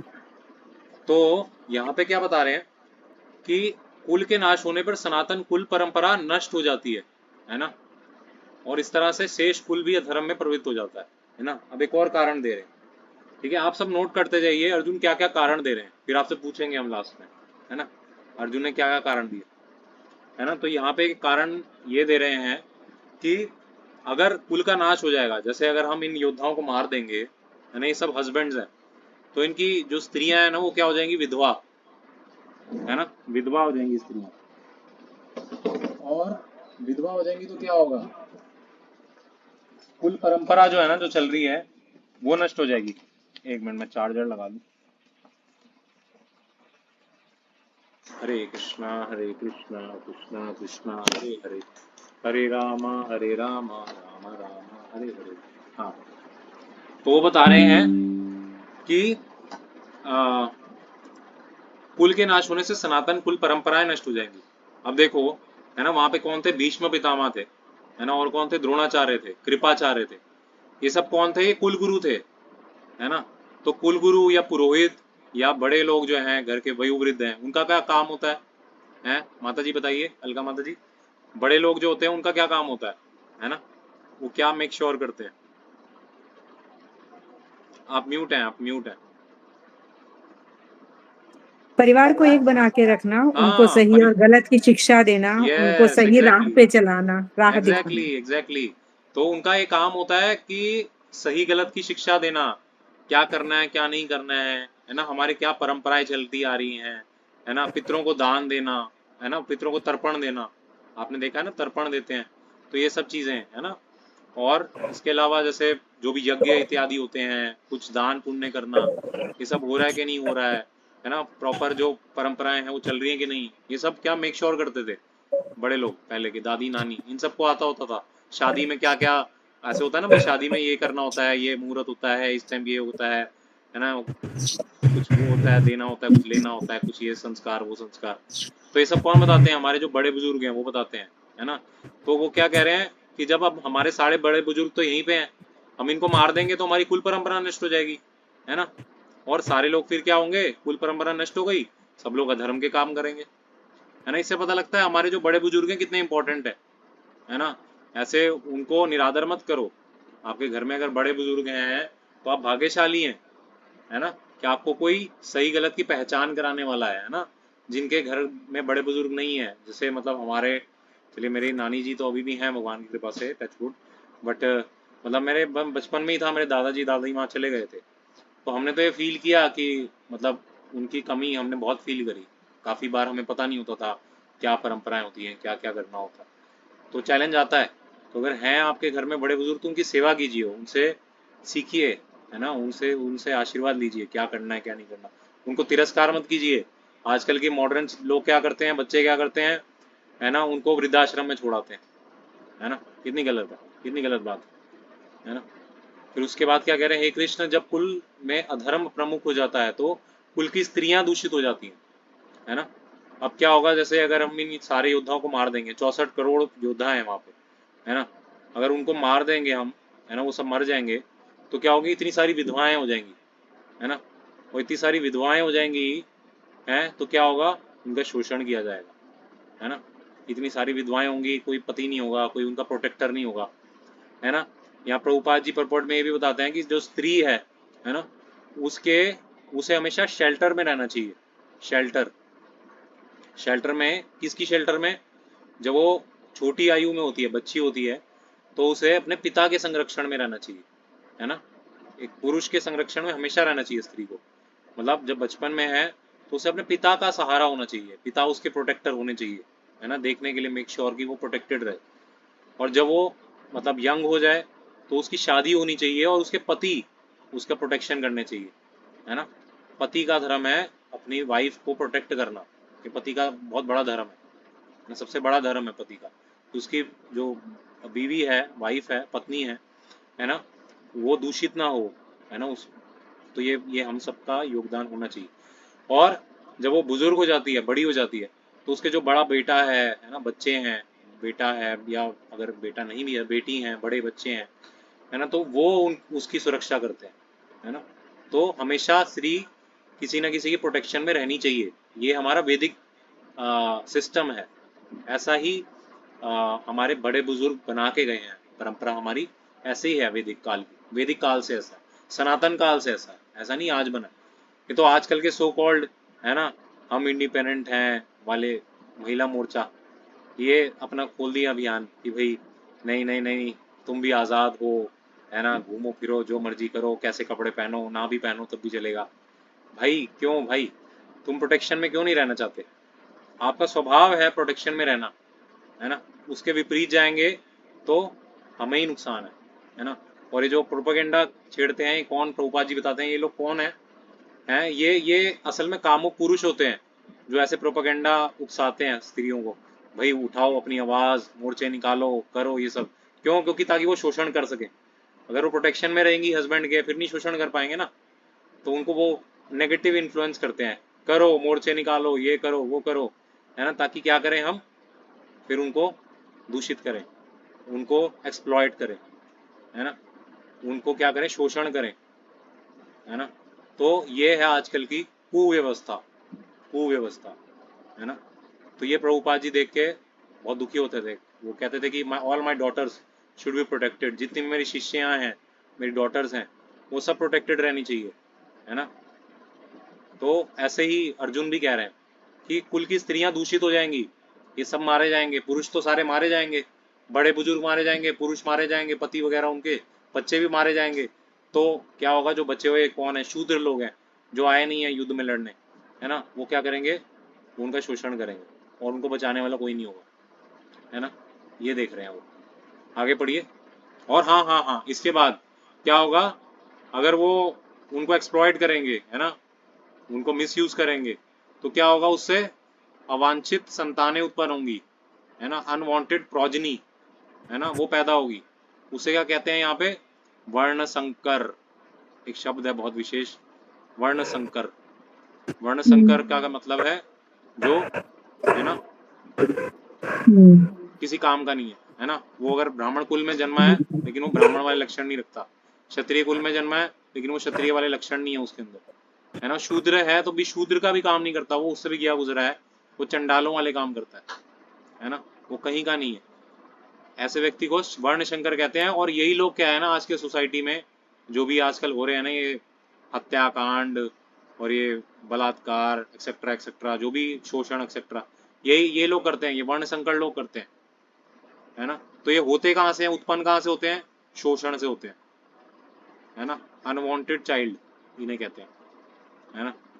तो इसलिए बहुत इंपॉर्टेंट है, प्रभुपाद जी स्ट्रेस देते थे कि all the women should be under protection, they should not be independent, है ना, नॉट बी इंडिपेंडेंट। इसका मतलब ये नहीं है कि वो जॉब नहीं कर सकती, है ना, वो पढ़ाई नहीं कर सकती, है ना, या उन्हें मतलब समाज में उन्हें धन कमाने का अधिकार नहीं है, ऐसा नहीं है। अगर आपकी नीड है, आपके परिवार को जरूरत है तो करिए करिए, लेकिन किसी की प्रोटेक्शन में रहिए, है ना, अपने आप को अधीनस्थ रखिए, है ना, आपका ही फायदा है उसमें, है ना। ऐसा नहीं कि पुरुष को बहुत फायदा मिल रहा है, बहुत खुशी मिल रही है अगर स्त्री उसके प्रोटेक्शन में है तो नहीं, बल्कि स्त्री को पुरुष का वो होना चाहिए, कृतज्ञ होना चाहिए कि वो उसे प्रोटेक्शन दे रहा है ना। वो प्रोटेक्शन दे रहा है तो वो सेफ है ना। वो कमाए, वो अच्छी पढ़ाई करें, सब कुछ करें, है ना, अच्छा नागरिक बने हैं और अपने बच्चों को भी अच्छी शिक्षा दे। तो स्त्री जो है ना, उसका बहुत बड़ा दायित्व है सोसाइटी में, है ना। स्त्री जो है वो बच्चे की सबसे पहली गुरु है। माँ सबसे पहली गुरु होती है बच्चे की। जब बच्चा पैदा होता है ना, सबसे पहले वो स्त्री से संबंध में आता है ना, वो स्त्री का स्तनपान करता है ना। और जब वो अपनी माँ को देखता है, वो उसका स्तनपान करता है ना, उसके चेहरे को देखता है, तो सबसे पहले संबंध बनता है, सबसे पहला संबंध, है ना। फिर स्त्री बताती है, माँ बताती है ना, ये तेरे पिताजी है ना। अगर माँ नहीं बताया ये तेरे पिताजी हैं तो बच्चा कभी समझ ही नहीं पाएगा मेरे पिताजी कौन है। इतना इंपॉर्टेंट है माँ का रोल, इतने इंपॉर्टेंट है हमारे समाज में स्त्री का रोल। इसे प्रभुपाद जी बहुत स्ट्रेस देते थे कि all women, all my daughters should be well protected, है ना, they should not be allowed to be exploited by males, है ना। तो उनको शादी करनी चाहिए, योग्य वर से शादी करनी चाहिए सही आयु में। आजकल का जो ट्रेंड चल गया ना कि शादी नहीं करेंगे, शादी नहीं करेंगे, ठीक है, अगर पुरुष के शरीर में वो शादी नहीं करनी तो ब्रह्मचारी बन जाओ, है ना। और अगर ब्रह्मचारी नहीं बनना तो शादी करनी पड़ेगी, है ना। और अगर स्त्री के शरीर में हो तो शादी करनी ही पड़ेगी, है ना। ये रीजन है, ठीक है। आगे पढ़िए माता जी, 41, 42, 43। अवांछित संतानों की वृद्धि से निश्चय ही परिवार के लिए तथा पारिवारिक परंपरा को विनिष्ट करने वालों के लिए नारकीय जीवन उत्पन्न होता है। ऐसे पतित कुलों के पुरखे पितृलोक गिर जाते हैं, क्योंकि उन्हें जल तथा पिंड दान देने की क्रियाएं समाप्त हो जाती हैं। जो लोग कुल परंपरा को विनिष्ट करते हैं और इस तरह अवांछित संतानों को जन्म देते हैं, उनके दुष्कर्मों से समस्त प्रकार की सामुदायिक योजनाएं तथा पारिवारिक कल्याण कार्य विनिष्ट हो जाते हैं। हे प्रजापालक कृष्ण, मैंने गुरु परंपरा से सुना है कि जो लोग कुल धर्म का विनाश करते हैं वे सदैव नरक में वास करते हैं। तो यहाँ पे क्या बता रहे हैं अर्जुन? यहाँ पे कह रहे हैं कि ऐसे, है ना, अवांछित जो संतानें हैं जिन्हें वर्ण संकर शब्द से सिंबलाइज किया जाता है ना, तो इनसे क्या होता है? नारकीय जीवन उत्पन्न होता है ना। आज क्या सोसाइटी में हम जो देख रहे हैं, है ना, क्या हो रहा है, लोग सुसाइड कर ले रहे हैं, है ना। सुसाइड किस बात पे कर ले रहे हैं, है ना, पति पत्नी का क्लैश हो गया, है ना, पति डिवोर्स दे दिया, है ना, वो उससे एलिमनी मांगती है, तो फिर वो क्या करता है, वो सुसाइड कर लेता है। ऐसे बहुत चीज़ें हो रही हैं, ये तो एक जस्ट एक स्मॉल एग्जाम्पल है। ऐसे स्त्रियों के साथ भी होता है, स्त्रियां भी बेचारी पीड़ित हो जाती हैं, है ना। वो उसके आदमी जो है उसको परेशान करता है, उसको मारता है, बहुत हरकतें हो रही हैं। तो ये आज सब क्यों हो रहा है? क्योंकि हम जो है ना, हम वैसी ट्रेनिंग नहीं लेके आ रहे, है ना, और हम वर्ण संकर ही बनते जा रहे हैं, है ना। हम ट्रेनिंग नहीं ले रहे हैं, हम पशु की तरह जीवन जी रहे हैं, है ना। पशु होता है ना, पशु को सही और क्या गलत है, पशु जो है उसको पहचान नहीं होती, है ना। पशु को ये भी पहचान नहीं होती ये मेरी माँ है ना। जैसे आप उसका एग्जांपल लीजिए सुअर का। सुअर है ना, देखा ना सुअर, तो सुअर क्या है, उसके लिए कोई भेदभाव नहीं है, ये मेरी मम्मी है, ये मेरी बहन है ना, ये मेरी बेटी है, कोई भेदभाव नहीं है ना, सबके साथ वो शारीरिक संबंध बना लेता है ना। तो हम आज की सोसाइटी यही बनती जा रही है ना, very bad situation, very very bad situation, है ना। इससे क्या हो रहा है, नरक नारकीय स्थिति हो रही है, नारकीय, है ना, नरक बन रहा है, घर भी नहीं, घर ही नहीं रहा, है ना, होम स्वीट होम नहीं रहा, होम हेल होम रहा अब आज के टाइम का, होम हेल होम, है ना। सोचिए घर में भी उसको आके नरक लगता है, सोचिए ऐसी परिस्थिति है। तो कितना, इसलिए जो साधु संत हैं हमारे, जो जैसे प्रभुपाद जी जैसे हैं, है ना, ये सभी लिए दुखी होते हैं आज के परिवार के पारिवारिक संबंध टूटते हुए देख के, है ना, ऐसी समाज में ऐसा गलत होता देख के उनको दुख होता है ना। तो ऐसे पतित कुलों के पुरखे गिर जाते हैं क्योंकि जल तथा पिंडदान देने की क्रियाएं समाप्त हो जाती हैं, है ना। पिंडदान होता है ना, पिंडदान आप लोगों ने देखा होगा, है ना, वो सेरेमनी वो सब अब आजकल लुप्त हो गया है ना।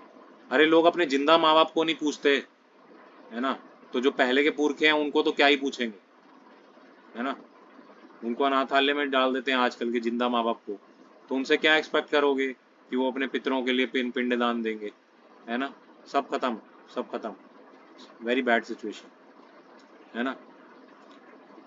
और जो लोग कुल परंपराओं को विनष्ट करते हैं और अवांछित संतानों को जन्म देते हैं, उनके दुष्कर्मों से समस्त परिवार की सामुदायिक, है ना, योजनाएं तथा पारिवारिक कल्याण कार्य, है ना, वो विनष्ट हो जाते हैं। पारिवारिक, है ना, फैमिली वेलफेयर प्रोग्राम्स, है ना, पहले वेलफेयर के लिए काम किया जाता था, है ना, कि भाई जैसे एक पति है और एक उसकी धर्म पत्नी है, आजकल धर्म पत्नी शब्द कोई यूज करता है, कोई नहीं यूज करता, पर ये होता है धर्म पत्नी, है ना, धार्मिक होती है पत्नी भी और पति भी, तो आजकल दोनों ही धार्मिक नहीं है ना। तो फिर क्या हो रहा है, सामूहिक सामुदायिक योजनाएं और पारिवारिक, है ना, सोशल वेलफेयर और फैमिली वेलफेयर, ये सब प्रोग्राम्स खत्म, खत्म, कुछ भी नहीं रहा, सो कॉल्ड रह गया बस आजकल नाम का, है ना। तो हे प्रजापालक कृष्ण, मैंने गुरु परंपरा से सुना है कि जो लोग कुल धर्म का विनाश करते हैं वे सदैव नरक में वास करते हैं, है ना। सही बात है, जो ये लोग ऐसा करते हैं, है ना, इसलिए कहते हैं कई लोग, मैंने सुना है, पता नहीं कितना सच है, मुझे, मैं पहले ही बता रहा हूँ, इसका कोई रेफरेंस नहीं है मेरे पास, मैं सुना है कि आजकल नरक में भीड़ लगी हुई है ना, वहाँ नो वैकेंसी, वहाँ ओवरलोडेड हो रहा है ना, और स्वर्ग है वो बिल्कुल सूना सूना पड़ा है, वहाँ पे लोग देखते रहते दूर तक कौन आ रहा है, कोई आएगा एक आएगा, और नरक में क्या है, ओवर ऑक्यूपेंसी है ना, वहाँ मतलब एक एक अगर होता है एक कोटा भाई, एक तालाब है तेल का खोलता हुआ, उसमें तलना है, तो अगर जैसे होता है ना, पूड़ी बनाई है ना आपने, तो वो तालाब में पूड़ी होती है, कोई लिमिट होता है उसका कि भाई 3 पूड़ी 2 पूड़ी आ सकती हैं उसमें, हाँ, तो उसमें 50 पूड़ियाँ आई हुई हैं, मतलब 50 लोगों को तला जा रहा है वहाँ पे, है ना। इतनी नरक की स्थिति भी इतनी खराब हो गई है। चलिए आगे बढ़ते हैं।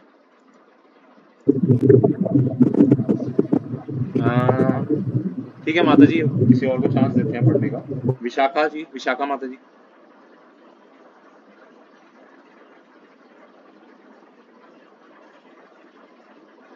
विशाखा माता जी आप हैं? काजल, हाँ जी। हाँ पढ़ो जरा।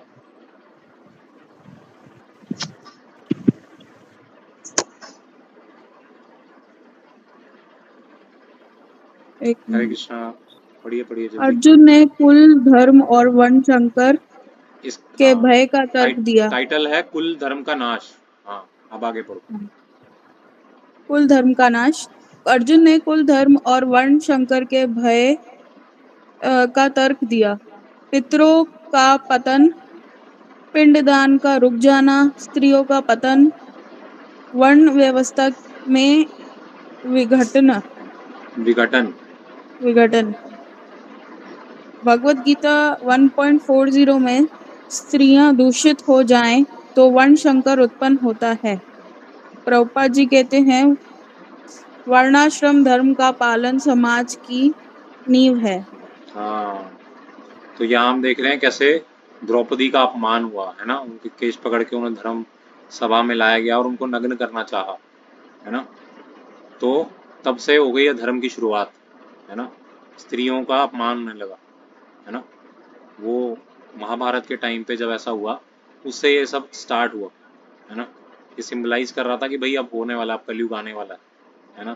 तो वो कैसे एक स्त्री को अपमानित किया गया, उसको नग्न करने का प्रयास किया गया, उसके पिताओं के सामने, पर पिताओं के सामने, दादाओं के सामने, है ना।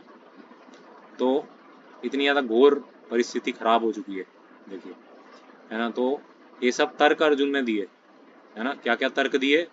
पितरों का पतन, पिंडदान का रुक जाना, स्त्रियों का पतन, वर्ण व्यवस्था में विघटन, है ना। वर्ण आश्रम सिस्टम ही हिल जाएगा, है ना। 4 प्रकार के वर्ण होते हैं, 4 प्रकार के आश्रम होते हैं, है ना। 4 प्रकार के वर्ण क्या हैं? ब्राह्मण, क्षत्रिय, वैश्य और शूद्र, है ना। इनके अपने अपने कार्य होते हैं।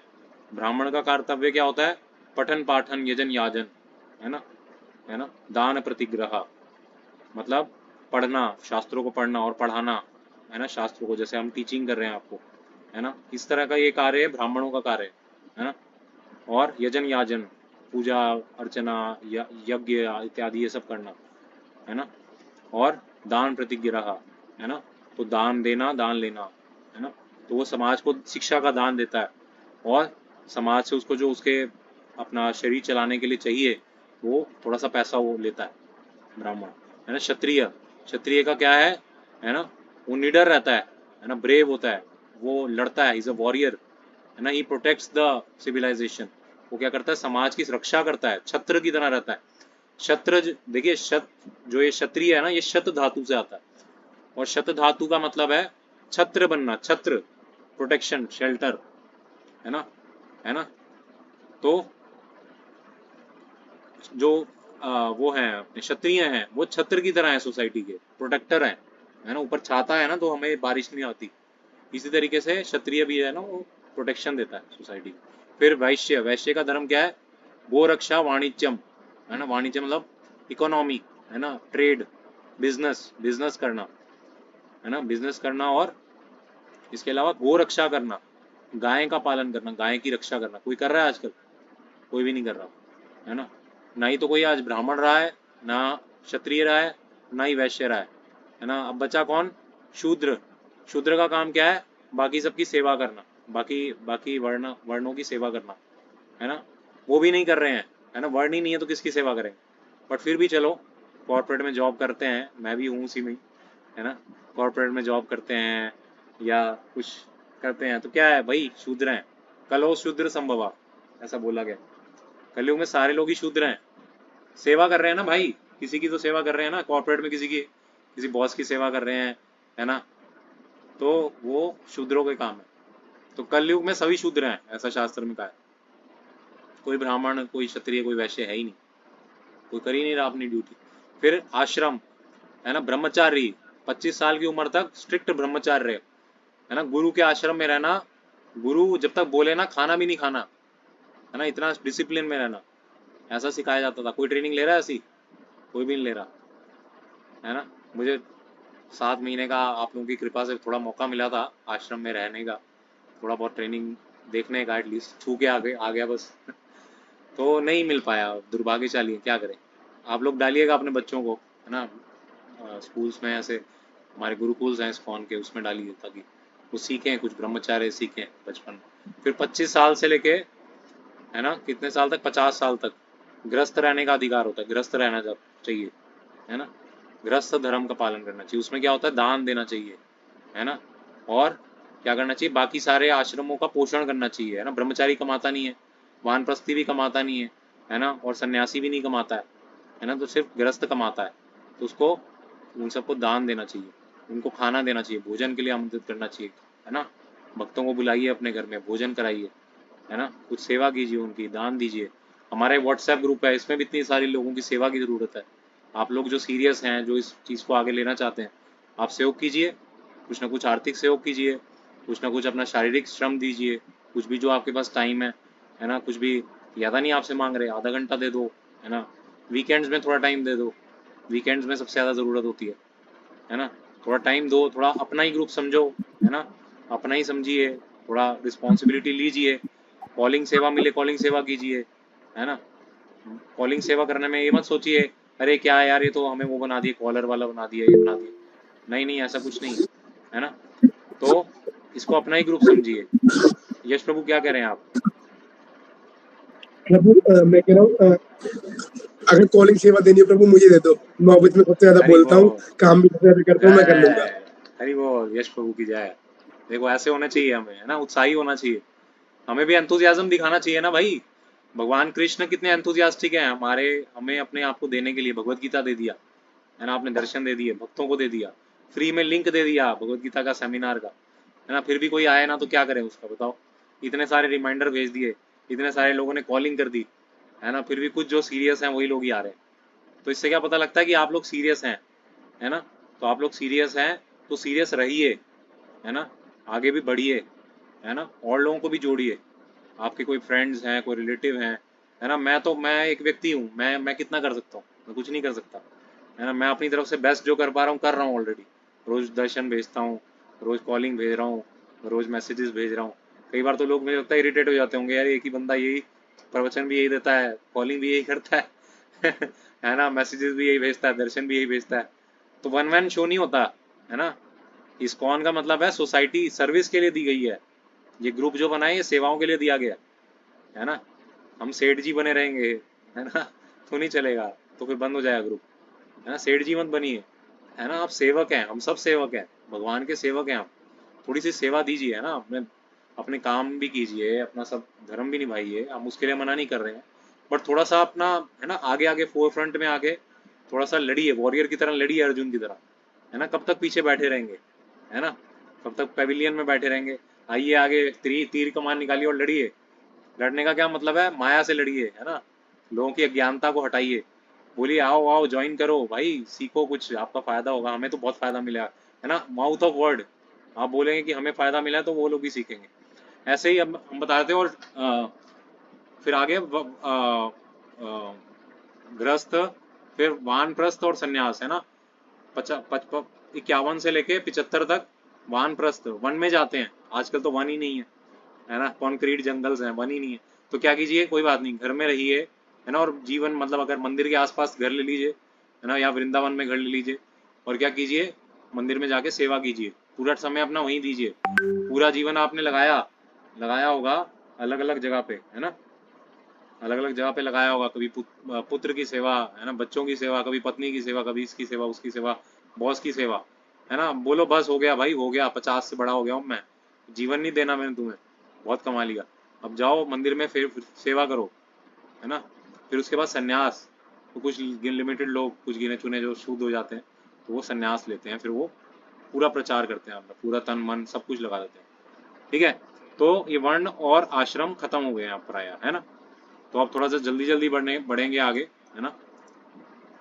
तो हमने पढ़ा कुल क्षय, है ना, इसके होने से क्या होता है ना, प्रणश्यंती कुला धर्म, फैमिली ट्रेडिशन स्टॉप, कुल के धर्म, है ना, जो कार्यकलाप है वो खत्म हो जाते हैं, रीति रिवाज खत्म हो जाते हैं, है ना।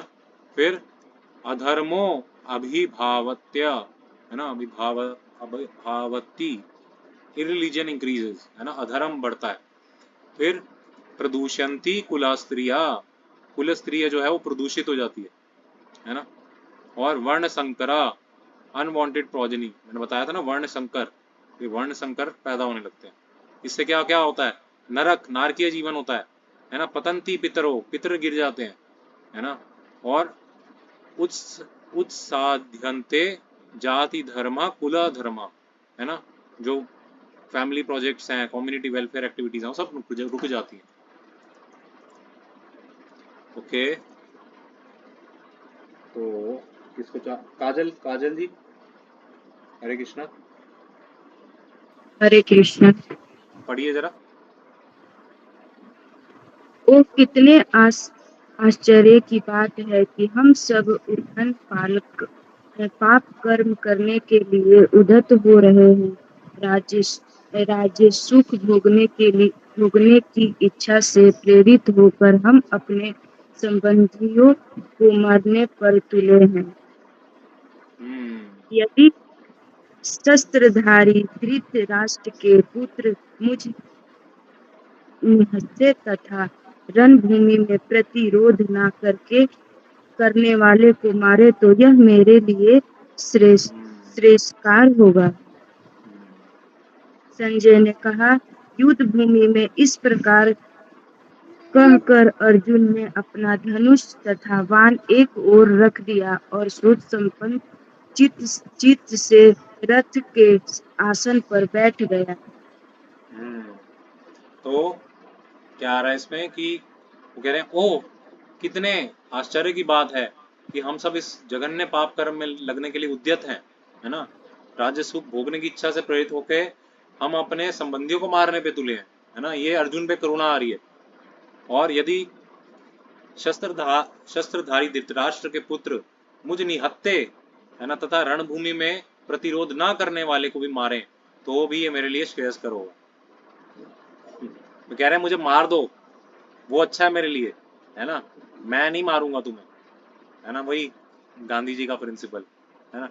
फिर संजय ने कहा, युद्ध भूमि में इस प्रकार कहकर अर्जुन ने अपना धनुष तथा बाण एक और फेंक दिया, रख दिया, है ना, और शोक चिंता में अपने रथ के ऊपर आसीन होकर बैठ गया, है ना, है ना। तो अब ये इस चैप्टर का अंतिम श्लोक था, है ना। इस चैप्टर में ये लास्ट श्लोक था जिसमें लास्ट में बताया गया कि अर्जुन, है ना, वो बैठ गए अपने रथ के ऊपर और अपने शस्त्र फेंक दिए, है ना। पढ़िए आगे काजल जी, काजल माता जी।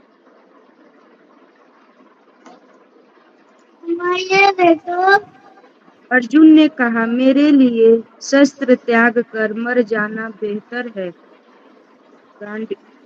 गांडीव और शस्त्र त्याग कर अर्जुन की तत्कालीन मानसिक स्थिति को दर्शाता है। अर्जुन का निर्णय भगवत गीता के अगले अध्याय में कृष्ण की शिक्षा का मार्ग प्रशंस करता है। हाँ, तो अब अर्जुन ने ये निर्णय लिया, उनका अंतिम निर्णय क्या था। अब वो अपना पार्ट बोल चुके हैं, जो उन्होंने बोलना था, जो आर्ग्यूमेंट रखने थे वो उन्होंने रख दिए, है ना। उन्होंने क्या बोला, हरे कृष्णा माता जी म्यूट कर लीजिए, एक मिनट, थोड़ा डिस्टर्बेंस आ रहा है ना। वो क्या कह रहे हैं कि मेरे लिए शस्त्र त्याग कर मर जाना बेहतर है ना। इतने ज्यादा डर गए। फिर कह रहे हैं, अच्छा गांडीव धनुष के बारे में उन्होंने बोला था, है ना, कोई अगर मुझे बोल दे कि अपना गांडीव रख दो, फेंक दो, तो मैं ये वचन लेता हूँ, उन्होंने प्रतिज्ञा ली थी कि मैं उसे मार डालूंगा, है ना।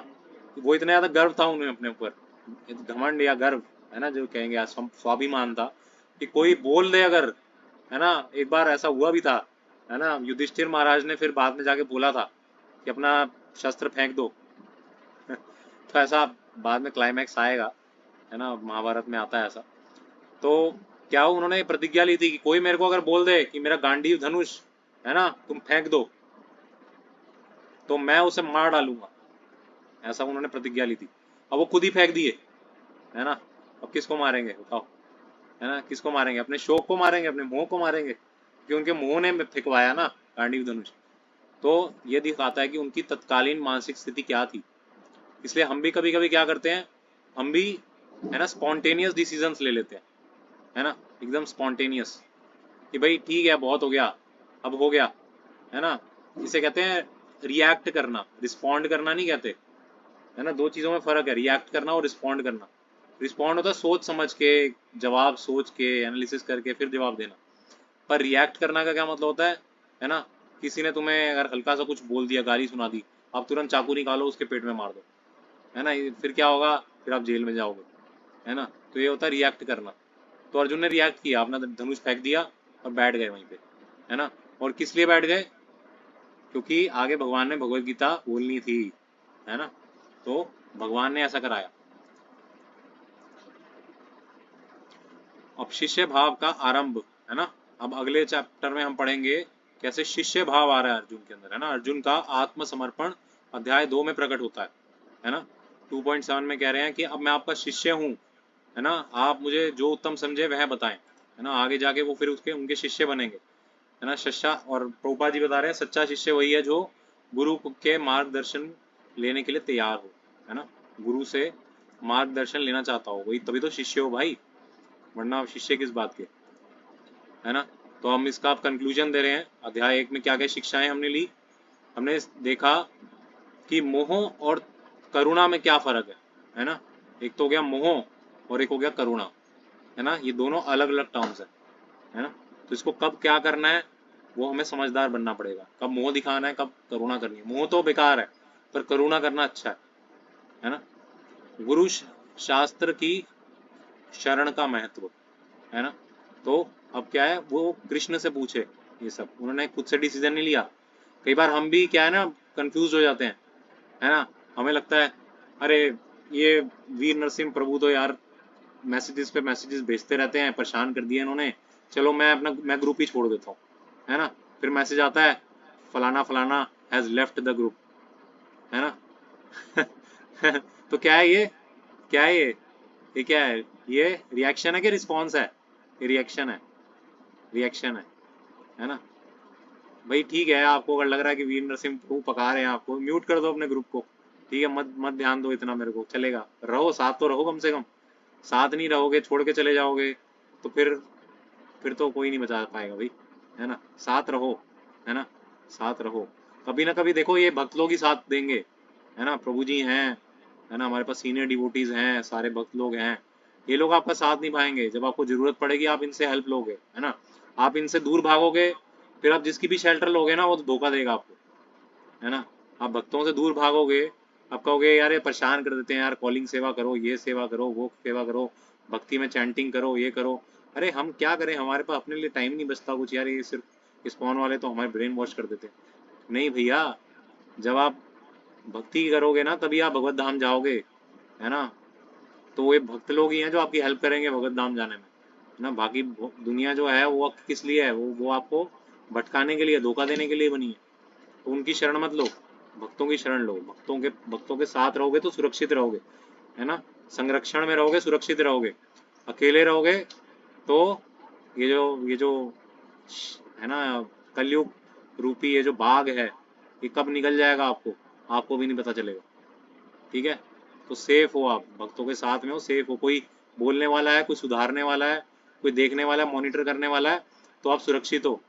जहां आपकी मति फिरी और जहां आप छोड़ के गए वहां पे माया आपको दबोच लेगी, है ना। और धर्म का पालन सर्वोपरि, है ना। अपने धर्म का पालन करना बहुत इंपॉर्टेंट है ना। स्टूडेंट हो तो स्टूडेंट का रिस्पॉन्सिबिलिटी लो, है ना। हस्बैंड हो तो हस्बैंड की रिस्पॉन्सिबिलिटी लो, वाइफ हो तो वाइफ का फर्ज निभाओ, है ना।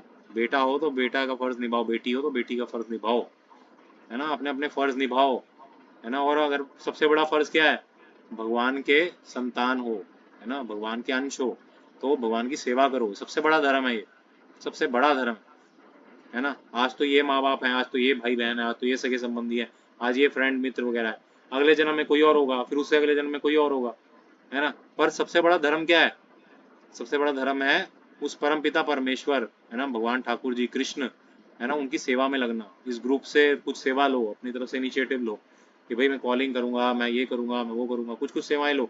फॉर्म भरा है ना सबने, फॉर्म में मैंने कितनी सारी जो मैंने सेवाएं सोच सकता था करी है। तो आप लोग का सहयोग नहीं होगा तो मैं कैसे करूंगा बताओ। ऐसे थोड़ी कि भाई मैं सब कुछ कर लूंगा, अरेंजमेंट सब कुछ मैं ही कर लूंगा, नहीं नहीं, आप लोग करेंगे तो ही होगा संभव, है ना। आप लोग इसमें आगे आइए, जो आप लोग कह रहे थे, आपने लिखा है, भरा है, मैं ये करूंगा प्रभु जी, मैं वो करूंगा, वो लोग आप लोग वो सब करिए, तभी वो सब पॉसिबल हो पाएगा, है ना। टाइम भी काफी हो गया, बस हम खत्म कर रहे हैं। श्रील प्रभुपाद कह रहे हैं श्लोक नंबर 1.24 में, as a great devotee of Krishna he could not forget Krishna for a moment, है ना। This is called Krishna consciousness, है ना। तो अब अर्जुन भी ऐसी दुविधा में आए, जैसे हम आते हैं अक्सर, डेली हम आते हैं, पर अर्जुन ने किसका सहारा लिया, कृष्ण का सहारा लिया, है ना। तो ये है कृष्ण भावनामृत, है ना, ये है कृष्णा भावना भावित होना, है ना। अब कुछ प्रश्न है, आपके कुछ प्रश्न है तो पूछिए, नहीं तो मेरे भी कुछ प्रश्न है जो स्क्रीन पे आ रहे हैं वो पूछते हैं। है किसी का कोई प्रश्न है? हाँ पूछिए यश प्रभु। हरे कृष्ण प्रभु। प्रभु मेरा क्वेश्चन ये है, इससे रिगार्डिंग भी है और एक पर्सनल लाइफ रिगार्डिंग। पहले मैं इससे रिगार्डिंग पूछता हूँ। आज की जो कक्षा हुई मैंने पूरा नोट बनाया, सब चीज ठीक करी, बट प्रभु मैं एक चीज ये नोटिस कर रहा हूँ, मैंने ये अंदर कैपिटलाइजेशन करा है, जब मैं मतलब धर्म की तरफ जुड़ता हूँ, जैसे टेम्पल आ रहा हूँ मैं, इसलिए आपने भी नोटिस करा होगा, मैं 1 वीक से रेगुलर मॉर्निंग में भी आ रहा हूँ, इवनिंग में भी आ रहा हूँ। बट कुछ मतलब मेरे साथ सिचुएशन ऐसी होती है, ऑफिस से रिलेटेड मान लो, कुछ मान लो, जैसे तबीयत खराब हो गई तो मान लो वेदर चेंज की वजह से, बट कुछ सिचुएशन ऐसी, कुछ दोस्त बोलते हैं कि डेली फोन क्यों जाता है, ऑफिस में ध्यान दे, वर्क पे प्रोफाइल पे ध्यान दे, स्किल पे ध्यान दे, मतलब ऐसे है। तो उस टाइम पे मैं बोलता हूँ चल ठीक है, बट मैंने एक प्रॉब्लम नोटिस करा है कि संगत का बहुत फर्क पड़ता है। स्टार्टिंग में मुझे 9 मंथ्स हो गया इस्कॉन से जुड़े हुए, मैं लास्ट ईयर सितंबर में जुड़ा था, मैं टूर पे भी गया, सब चीज एकदम कंसिस्टेंटली चल रही थी, but to be honest since 5 months मैं रेगुलर नहीं आया, बट पिछले जब से जगन्नाथ यात्रा हुई 27 तारीख से मैं रेगुलर आ रहा हूँ। तो इसके लिए आप मुझे एक सॉल्यूशन बता दो रेमेडी, इसके लिए क्या करूँ, कि मतलब इग्नोरेंस करूँ, क्या करूँ, आप बता दो अपने अकॉर्डिंग। बहुत अच्छा प्रश्न है प्रभु जी का, है ना। तो ये सब समस्या सिर्फ इनकी नहीं है ना, ये हम सबके साथ समस्या है ना। कभी तो हम इसे क्या कहते हैं, इसे भक्ति, हमारे ठाकुर भक्ति विनोद जी हैं, है ना, हमारे आचार्य हैं, वो इसे बताते हैं घन तरल, घन तरल, है ना। कभी तो हमारी भक्ति एकदम गाढ़ी हो जाती है ना, हम रोज आने लगेंगे, रोज करने लगेंगे। और कभी क्या हो जाती है, हमारी भक्ति एकदम पानी जैसी पतली हो जाती है ना। आने का इंटरेस्ट भी नहीं है, देखने का मन भी नहीं है ना। व्हाट्सएप ग्रुप था कि नहीं था पता भी नहीं है ना। तो ये हमारी सबकी परिस्थिति है।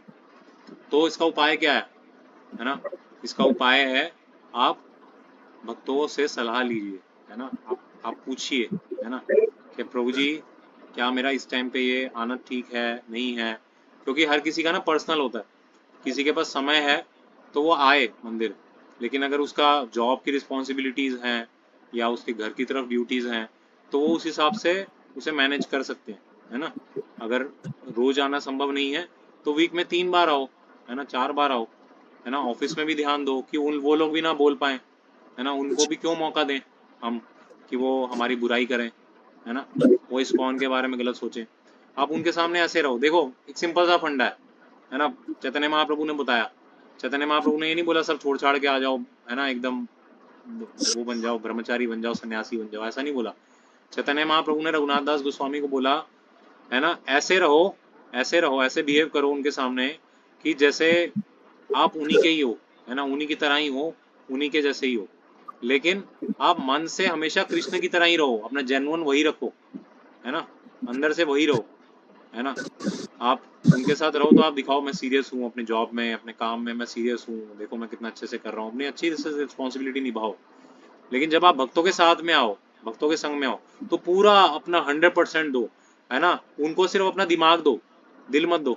लेकिन भक्तों के साथ आओ ना तो दिल भी दो, दिमाग भी दो, है ना। भक्तों को +1 दो, उनको 1 दो सिर्फ, और भक्तों को 1+1 दो, है ना। दिल और दिमाग दोनों दो, और उनको सिर्फ दिमाग दो, दिल मत दो उनको, है ना। वो आपके दिल के काबिल नहीं है, लायक नहीं है, वो आपके दिल को क्या कर देंगे, तोड़ देंगे।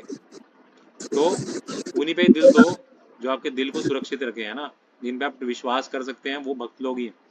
तो आप भक्तों से शेयर कीजिए, कभी आपको प्रॉब्लम आया तो आप पूछिए प्रभु जी कितना प्रैक्टिकल है मेरा आना। हर एक के लिए अलग अलग हो सकता है, and that is fine, we can understand. But ये नहीं होता है कि भाई मेरे पास टाइम ही नहीं है। अब कई लोग आते हैं, मेरे को इतनी हंसी आती है, वो बोलते हैं प्रभु जी मेरे पास टाइम नहीं। अच्छा मैं बोलता हूँ अच्छा चलो कुछ नहीं करते, कोई बात नहीं, बस आप एक स्टेटस भेज दो कि भाई मैंने आज इतनी माला करी, आज मैं इतने बजे उठा, ये करा। प्रभु जी आई एम सो बिजी, मेरे पास टाइम ही नहीं होता है पूरी चीजों के लिए, हर चीज के लिए टाइम है आपके पास, है ना।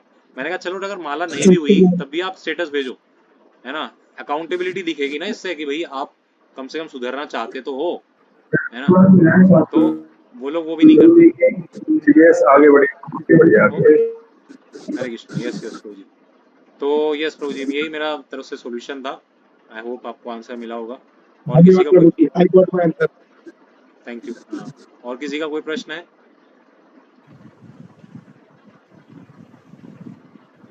हरे कृष्ण प्रभु। हरे कृष्णा। हाँ जी माता जी। मेरी ये प्रश्न है कि मैं राधा नाम जप करती हूँ तो वो मेरा फिक्स नहीं होता है कि मैं 1 करूँ 2 करूँ, जितना मुझे टाइम मिलता है ज्यादा मैं उतना कर लेती हूँ। तो ऐसे 1 माला 2 माला, कभी कभी 5 6, कभी 2 भी होता है, कभी 5 भी हो जाता है, कभी दोनों टाइम करते हैं सुबह शाम, तो ऐसे होता है। और तो प्रभु ये है प्रश्न क्या है आपका? मेरा प्रश्न ये है कि मैं राधा नाम जप करती हूँ, हरे कृष्णा नहीं करती हूँ, तो मेरा ये है कि मैं राधा कहूँ या कृष्ण कहूँ, है तो दोनों एक ही ना।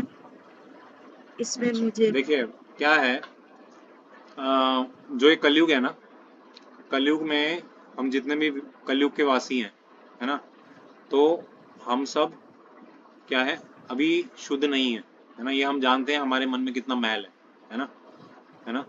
तो जो राधा रानी है वो बहुत कृपालु हैं, है ना, लेकिन राधा रानी जब कृष्ण के भाव या कृष्ण राधा रानी के भाव में आते हैं ना, तो वो क्या बनते हैं, श्री चैतन्य महाप्रभु, चैतन्य महाप्रभु, है ना। वो इस कलयुग में करुणा के अवतार है ना। जब वो आए आज से 500 साल पूर्व, नदिया जिले बंगाल के अंदर उनका आविर्भाव हुआ, प्रकट हुए, है ना। तो उन्होंने क्या किया, उन्होंने हम सबकी परिस्थिति देखी कि ये लोग क्या हैं, ये लोग भटके हुए हैं, ये लोग कुछ नहीं कर पाएंगे, है ना। ये जितने हम लोग इतने शुद्ध नहीं है कि हम राधा राधा राधा राधा बोल बोल के एकदम, है ना, हम प्योर हो जाए, नहीं, है ना, हम अभी क्वालिफाइड नहीं है ना। तो उन्होंने, श्री चैतन्य महाप्रभु ने कृपा करके, बहुत करुणा करके ना, है ना, उन्होंने ये हरे कृष्ण महामंत्र दिया, है ना। अब इसमें हरे का मतलब राधा ही है ना। बताइए। ऐसा नहीं है कि इसमें राधा नाम नहीं है, इसमें राधा नाम है ना। इसमें एक एक महामंत्र में, है ना, हरे कृष्ण कृष्ण कृष्ण हरे हरे, हरे राम राम राम हरे हरे, कितने हैं, 8 बार राधा का नाम है ना।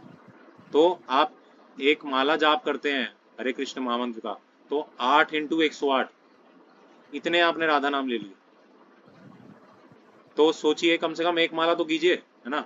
एक माला करने में 10 मिनट लगते हैं, 7-8 मिनट 10 मिनट, है ना। और इसमें राधा नाम भी आ जाता है, और चैतन्य महाप्रभु की कृपा भी है इसमें, कलयुग के लोगों के लिए स्पेशली, है ना। उन्होंने राधा नाम नहीं बोला जानबूझ के, पर उन्होंने बोला कि हरे कृष्ण महामंत्र का जाप करो, है ना। प्रभु मैं दोनों कर सकती हूँ, एक माला करूंगी महामंत्र मतलब हरे कृष्ण का, और बाकी जो मेरा आप कर मन है सकते हैं, आपके पास अगर है समय तो आप करें, ऐसी कोई उसमें मनाही नहीं है, पर कम से कम एक हरे कृष्ण महामंत्र तो करना अनिवार्य है ना। उसके बिना गति नहीं होगी आपकी, क्योंकि वो चैतन्य महाप्रभु की ब्लेसिंग नहीं मिलेंगी आपको, है ना। तो इसलिए आप हरे कृष्ण महामंत्र तो जरूर कीजिए, है ना, हर परिस्थिति में कीजिए, है ना। और एक क्यों, 4 कीजिए, ज्यादा ज्यादा बढ़ाइए, है ना। एक क्या है, भगवान ने तो हमें दिया है, ठाकुर जी का भी नाम है इसमें, कृष्ण का भी नाम है, राम का भी नाम है, राधा का भी नाम है, तो ज्यादा से ज्यादा कीजिए, एक ही क्यों करना है ना। एक तो छोटे बच्चे करते हैं, तो बड़ा ज्यादा छोटे बढ़ाइए बच्चे आगे। भी, हमारे छोटे बच्चे हैं, घर के भी काम होते थे, मैं ये नहीं कर रही हूँ कि एक ही कहूंगी, जितना मुझे टाइम मिलता है उतना हाँ, कर लेती बट हूँ बट एक फिक्स। बट एक नियम से कीजिए, फिक्स रखिए, मतलब कि हाँ। इससे कम तो करना ही नहीं है, जैसे 4 हाँ तो वो है, भगवान, मेरे 2 से मैं कम नहीं करती हूँ। हाँ इतना रखिए। और साथ ही में हमारा, जैसे हमने एक ग्रुप भी बनाया, वॉलंटियर्स का हमारा एक ग्रुप है, तो उसमें भी आप अगर कुछ सेवाएं और बढ़ाना चाहती हैं, अपना और अच्छे से जुड़ना चाहती हैं, तो उसमें भी आ सकते हैं। उसमें हमने एक छोटा नियम रखा है कि भाई जो 4 माला करते हैं कम से कम, है ना, तो उनको हम कुछ सेवाएं और अच्छे से आगे बढ़ने के लिए पर्सनल अटेंशन ज़्यादा देते हैं।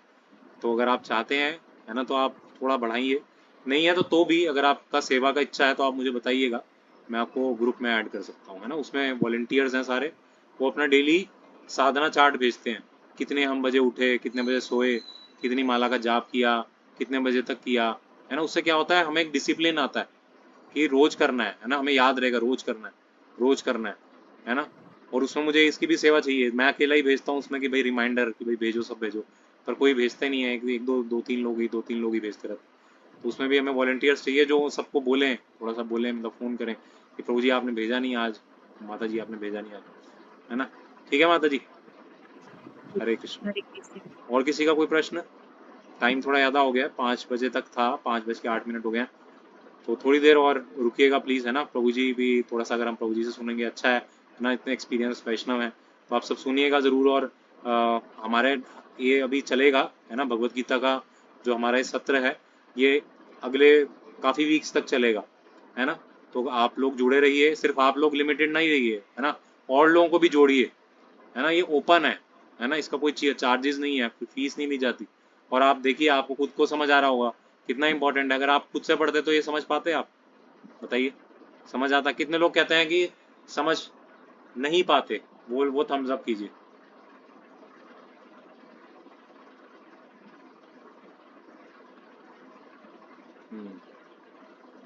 काफी लोग कह रहे हैं, है ना, नहीं समझ पाते, अकेले पढ़ते भगवत गीता पढ़ के नहीं समझ आता, इतना डीपली नहीं समझ आता। तो अगर आपको फायदा लग रहा है तो और लोगों को भी बांटिए, है ना, खुशी बांटने से बढ़ती है, और ये तो भगवान की सेवा भी है, ये तो सेवा भी है अगर आप बांटेंगे, ठीक है। तो ठीक है, अगर किसी का कोई प्रश्न नहीं है, अगर आपका वैसे कोई प्रश्न बच जाता है तो आप मेरे से अलग से पूछिएगा, ऑफलाइन पूछिएगा। प्रभु जी कुछ थोड़ा देर, सॉरी आज टाइम थोड़ा हमने ज़्यादा ले लिया, ध्यान नहीं रख पाया, अगली बार से करूँगा। आप कुछ अगर प्रभु जी दें मार्गदर्शन तो। हरे कृष्ण।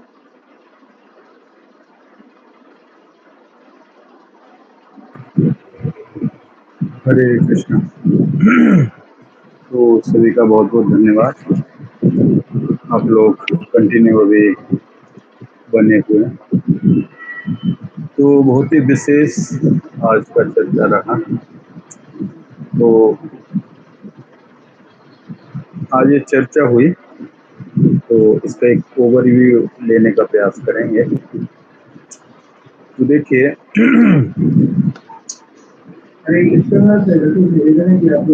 अर्जुन के जो कारण हैं, जो अर्जुन ने दिए हैं भगवान को, जिसमें कि आपने देखा कि अर्जुन को करुणा दया आ रही है उनके प्रति, और वो बोल रहा है कि इन्हें मार के हमें क्या सुख मिलेगा, क्योंकि अपने ही लोग नहीं रहेंगे, फिर हम सुख किस में बांटेंगे, किसके साथ सुख को बांटेंगे, परिस्थितियों को किसके साथ जिएंगे। दूसरा कारण अर्जुन ये दे रहा है।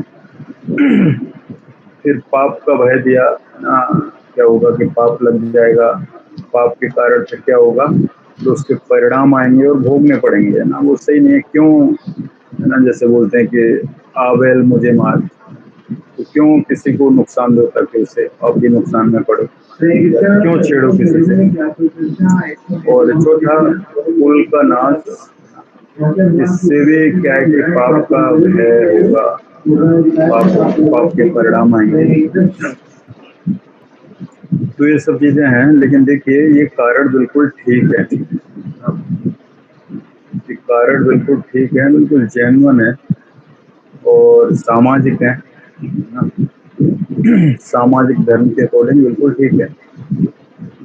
लेकिन इस समाज और परिवार से ऊपर और भी धर्म है, जैसे कि राष्ट्र धर्म था, देश धर्म है अर्जुन के सामने, ये एक धर्म है, और इससे ऊपर और भी धर्म है जो कि भगवान का धर्म है, क्योंकि संसार में भगवान का धर्म भी चलता है। एक्चुअली देखिए अर्जुन यहाँ पे जो सिचुएशंस, कंडीशंस जो भी देख रहा है अपने सराउंडिंग में, तो वो अपने व्यू से देख रहा है ना, नीचे से ऊपर। लेकिन ऐसे देखना कहने उल्टा है, लेकिन संसार में जो भी रूल्स चल रहे हैं, लॉज चल रहे हैं, मैनेजमेंट चल रहे हैं, जो भी धर्म कार्य कर रहा है, जो भी वटएवर जो भी मैनेजमेंट है, ये ऊपर से चल रहा है, ना कि नीचे से चल रहा है ना। हम नहीं चला रहे हैं संसार को, है ना, ऊपर से प्रकृति के जो नियम है, देवता है, स्वयं भगवान, ये क्या है कि इसको चला रहे, रन कर रहे हैं संसार को। तो अर्जुन इसको नहीं देख रहा है, केवल अपने व्यू से देख रहा है, वो अपने हिसाब से सोच रहा है कि ये इसमें प्रॉब्लम आ जाएगी, इसमें प्रॉब्लम आ जाएगी, इसमें प्रॉब्लम आ जाएगी। लेकिन बात सही है, गलत नहीं है फिर। लेकिन देखिए अब यहाँ पे अगर भगवान ना हो तो इसका आंसर कोई दे नहीं पाएगा, इसके आंसर देना संभव नहीं है। आजकल के कितने बड़े अच्छे व्यक्ति से बात कर लो, कितने ज्ञानी से व्यक्ति से बात कर लो, ये आप रीजन दोगे तो इसके ऊपर वाले प्रिंसिपल शायद वो नहीं बता पाएगा, वो नहीं जानता होगा। कितना भी पढ़ा लिखा, कितना भी होशियार, कितना भी अपने आप में एजुकेटेड व्यक्ति है, वो शायद इनके आंसर नहीं दे पाएगा, है ना। इनको डिफीट करके दूसरे आर्गुमेंट नहीं दे पाएगा, अपना कार्य नहीं करा पाएगा। तो भगवान ने वो कार्य किया है कि देखो, प्लस एक बात और है कि ये संसार क्या है, देखो दुखमय है और अशाश्वत है, टेम्पररी है ना। यहाँ पे अगर ऐसे ही सब चलता रहे, सब मनमानी ऐसे ही करते रहे, तो सिचुएशन वैसे रहने वाली है नहीं। और समय काल जैसे बताया वो अपना काम करता रहेगा, माया अपना काम करती रहेगी, लोग डेथ को प्राप्त होते रहेंगे और जो भी रिलेटिवली ना उनके कर्तव्य उनमें फंस के आगे और जन्म मिलते रहेंगे। बहुत सारे क्लेसेस हो जाएंगे ना, अपने अपने लोग बहुत सारे लॉजिक ले आएंगे, बहुत सारे अपने मत ले आएंगे, बहुत सारे पंथ ले आएंगे, क्योंकि अभी वो चल रहा है ना।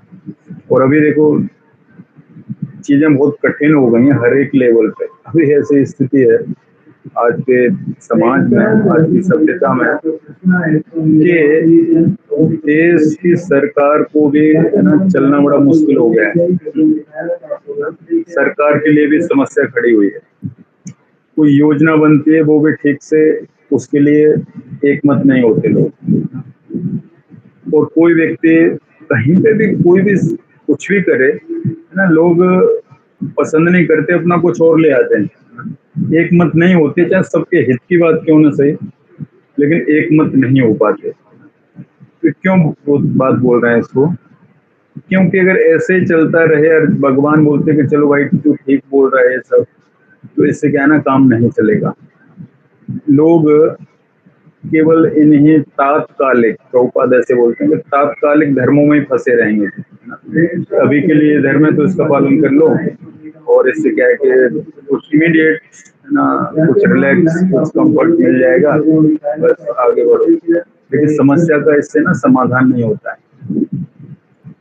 तो अर्जुन अपने व्यू से ना, जैसे नॉलेज के असेंडिंग डिसेंडिंग दो प्रोसेस है नॉलेज के, तो असेंडिंग प्रोसेस है नीचे से ऊपर को जाना है ना, सर्च करके रिसर्च करके समस्याओं का समाधान ढूंढना, और डिसेंडिंग है जो ऊपर से जो ज्ञान आता है, नॉलेज आती है, वो प्रोसेस ऊपर से होता है। तो अर्जुन चीजों को असेंडिंग वे में देख रहा है सिचुएशंस को, लेकिन वो असेंडिंग वे में उस पर सॉल्व हुई नहीं है ना। आगे अध्याय में देखेंगे अब वो कंफ्यूज हो जाएगा, बोलेगा कि मेरी समझ में नहीं आ रहा, लेकिन एक साइड लग रहा है मुझे करना भी चाहिए, मैं इतना तैयार हुआ हूँ, इतना ना धनुर्विद्या ये वो बहुत कुछ आर्ट उसने सीखे हैं, उसका फिर क्या काम होगा। और दूसरी साइड ना ये लोग हैं, अगर उसको प्रयोग करें तो ये लोग मारे जा रहे हैं, ना प्रयोग करें तो भाई वो बेकार जा रहा है, अपना प्रोफेशन है। तो क्षत्रिय योद्धा है, तो दोनों तरफ से क्या अर्जुन ना फंसा हुआ है। तो ये इस सिचुएशन में क्या है कि सभी लोग फंसते हैं, ऐसे अर्जुन वाली सिचुएशन में सभी लोग रहते हैं, सभी लोग रहते हैं। क्यों? इसका कारण है, कारण ये है कि हम जो भी नॉलेज ले रहे हैं, जो भी ज्ञान ले रहे हैं, जो भी स्किल सीख रहे हैं, वो असेंडिंग वाली हैं, असेंडिंग प्रोसेस वाली हैं। वो जो भी हम यूनिवर्सिटी कॉलेज इंस्टीट्यूशन जहाँ भी हम नॉलेज ले रहे हैं वो असेंडिंग वाले हैं, है ना। और हमें जबरदस्ती इन्फ्यूज किया जाता है हमारे ब्रेन में, हमारे इंटेलिजेंस में, कि नहीं कि आप समस्याओं का समाधान कर सकते हो, है ना, आप कंफर्टफुल लाइफ जी सकते हो, आप सब कुछ कर सकते हो। लेकिन प्रॉब्लम तो ये है कि असेंडिंग प्रोसेस में न तो रियल प्रॉब्लम पता चलती है व्यक्ति को, न तो रियल सॉल्यूशन पता चलता है। कहीं भी देखो, कोई भी इंजीनियरिंग की, मैकेनिकल की या मेडिकल, ये वो कहीं भी आप देखिए, जो डिसेंडिंग प्रोसेस में जो भगवान ने जो नॉलेज दिया है उसमें 4 प्रकार की समस्याएं क्या है कि हमारी सबकी कॉमन बताई है, वो है birth, death, old age, disease, है ना। लेकिन ये प्रॉब्लम कहीं पे भी ये आपको नहीं बताई जाती कि हमारी रियल प्रॉब्लम है और ये सबके साथ लगा हुआ है, ये इससे कोई स्किप नहीं हो सकता, कोई बच नहीं सकता, सभी के लिए समान है, कोई बच नहीं सकता, सभी के लिए समान है, इसका कोई समाधान नहीं है। कहीं कोई नहीं बताता इन प्रॉब्लम को, क्योंकि सबके साथ है, सबके साथ है। तो इससे क्या समझ में आ रहा है, हमें जो ज्ञान दिया जा रहा है, नॉलेज दिया जा रहा है, सब कराया जा रहा है यहाँ पे, तो असेंडिंग वाला है। भैया खोजो, नया नया ऐसा रिसर्च चलते रहते हैं, नए नए थीसिस वो आते रहते हैं, नए नए तरीके ढूंढो, समस्याओं का समाधान करो, वो क्रिएट करो, ये क्रिएट करो, लेकिन पता चलता है कि यहाँ का जो सॉल्यूशन है वही प्रॉब्लम बन जाता है जाके, है ना। उल्टा ही और हो जाता है व्यक्ति के साथ, वो सारे समाज के साथ। सोचे थे कि लेटरिन बाथरूम घर से बहुत पहले लोग दूर फेंक के आते थे, है ना, ऐसे ही कहना चाहिए। हम देखो इतने सभ्य बन गए, इतने रिसर्च कर लिए, गड्ढा खोदते खोदते अपने घर में गड्ढा खोद बैठे, बताएं इतना रिसर्च अच्छे से की, अपने घर में गड्ढा खोद के वहां पे ही बैठ जाते हैं। तो ये बुद्धिमानी है क्या? ये किसकी देन है? ये असेंडिंग वाले प्रोसेस वाला नॉलेज है ना, इसी की देन है, इसी की देन है। बहुत सारे कार्य हम ऐसे खोजते खोजते ऐसे कर बैठे हैं कि वो समस्या में हम फंस गए, उनकी वजह से समस्या में फंस गए। घर में ऐसे ऐसे फैसिलिटीज, ऐसे साधन ला दिए हैं कि कुछ करना ही नहीं पड़ता। जब कुछ करना ही नहीं पड़ता तो बीमारियां लगती हैं, फिर बाहर जाके दौड़ते हैं। तो करने के द्वारा अपना काम भी हो जाएगा, है ना। काम कराने के लिए बाहर से सर्वेंट, मेड सर्वेंट उसको हायर करते हैं और उनको सैलरी देते हैं, और खुद बीमार होते हैं, उसे डॉक्टर के लिए भी देते हैं, फिर मेहनत भी करते हैं, है ना। तो किसका परिणाम है? कौन इसको किया ऐसा?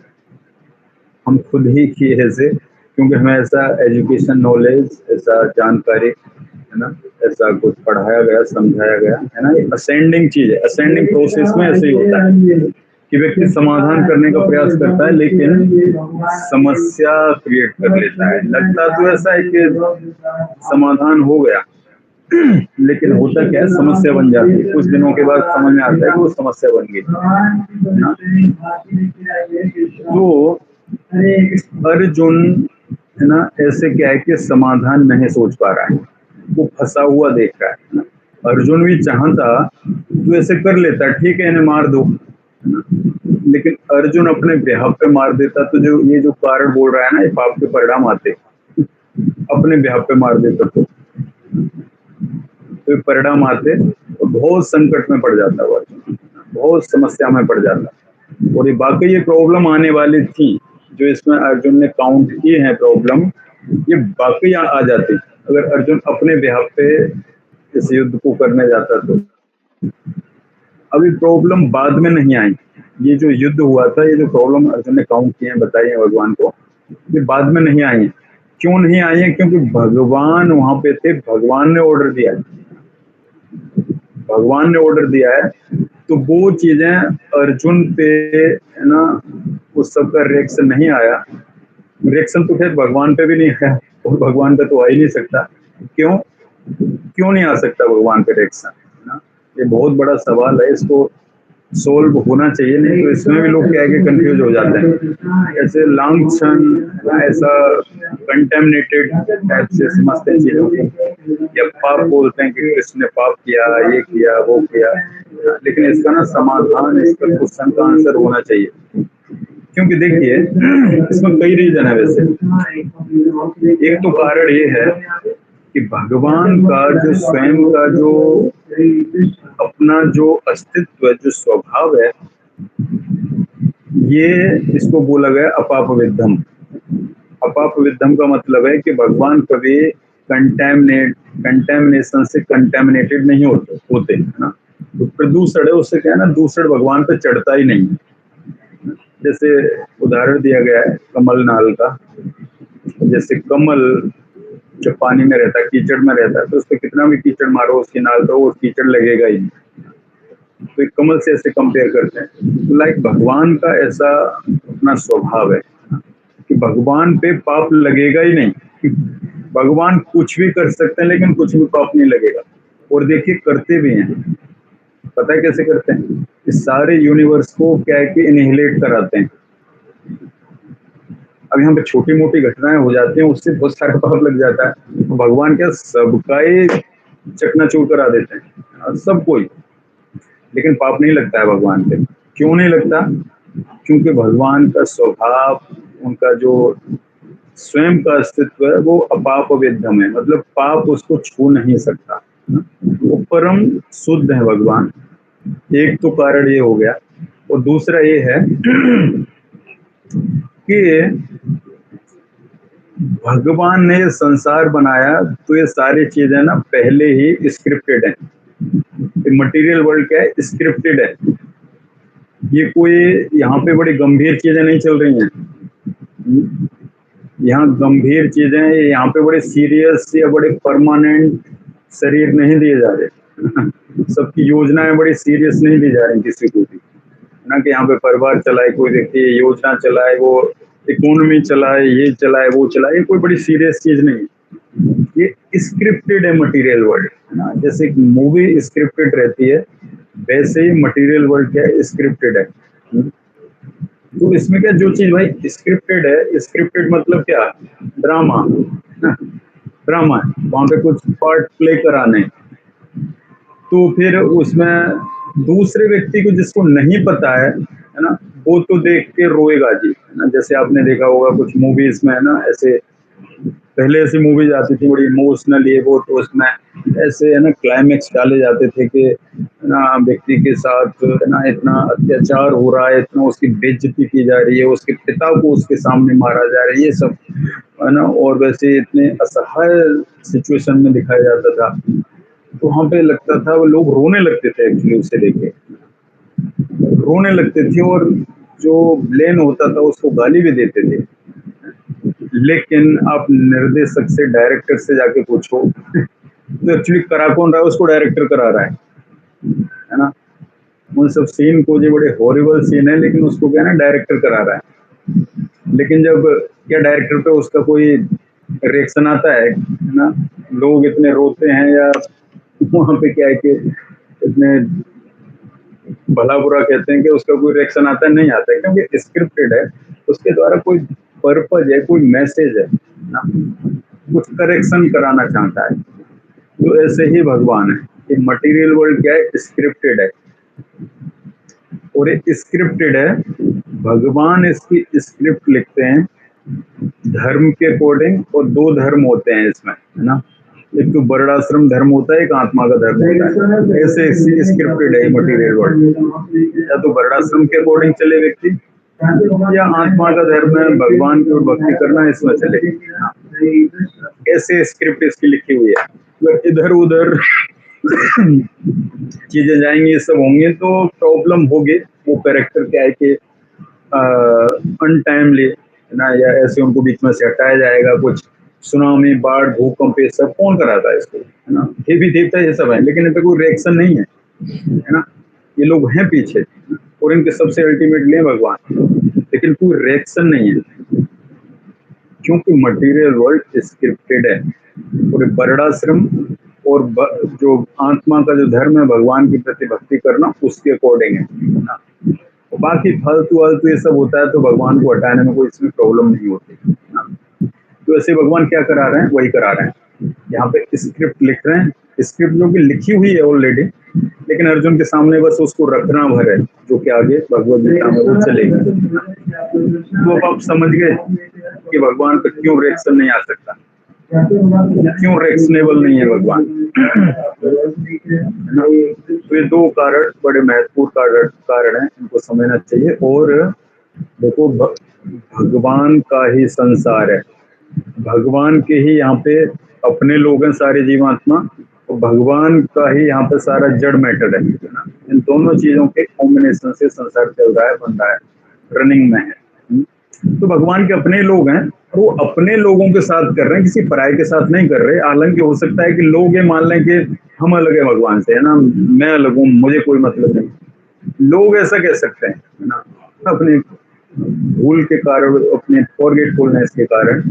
लेकिन भगवान को पता है मेरे बच्चे हैं, है ना। जैसे पागल खाने में व्यक्ति, जब कोई व्यक्ति घर का कोई पागल हो जाता है, उसके घर वाले मिलने जाते हैं, तो उनको ही कह के गालियां देता है, उनको मारता है, उनको दूसरा समझता है।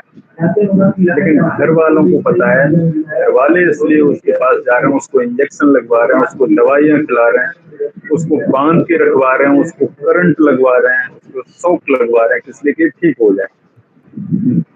तो भगवान अपने लोगों के साथ ऐसा कर रहे हैं, लेकिन हमें नहीं पता है, लोगों को नहीं पता है, तो उनको लग सकता है कि भी, है ना, हमारे साथ क्यों हो रहा है, ये अच्छा नहीं है, वो ऐसे है, वैसे गलत चीजें हैं, है ना, ये ठीक नहीं किया, भगवान सही नहीं है। ऐसे फॉरगेटफुलनेस के कारण, एक मैडनेस के कारण ऐसा हो सकता है, क्योंकि अविद्या इसको मैडनेस बना देती है जीवात्मा के।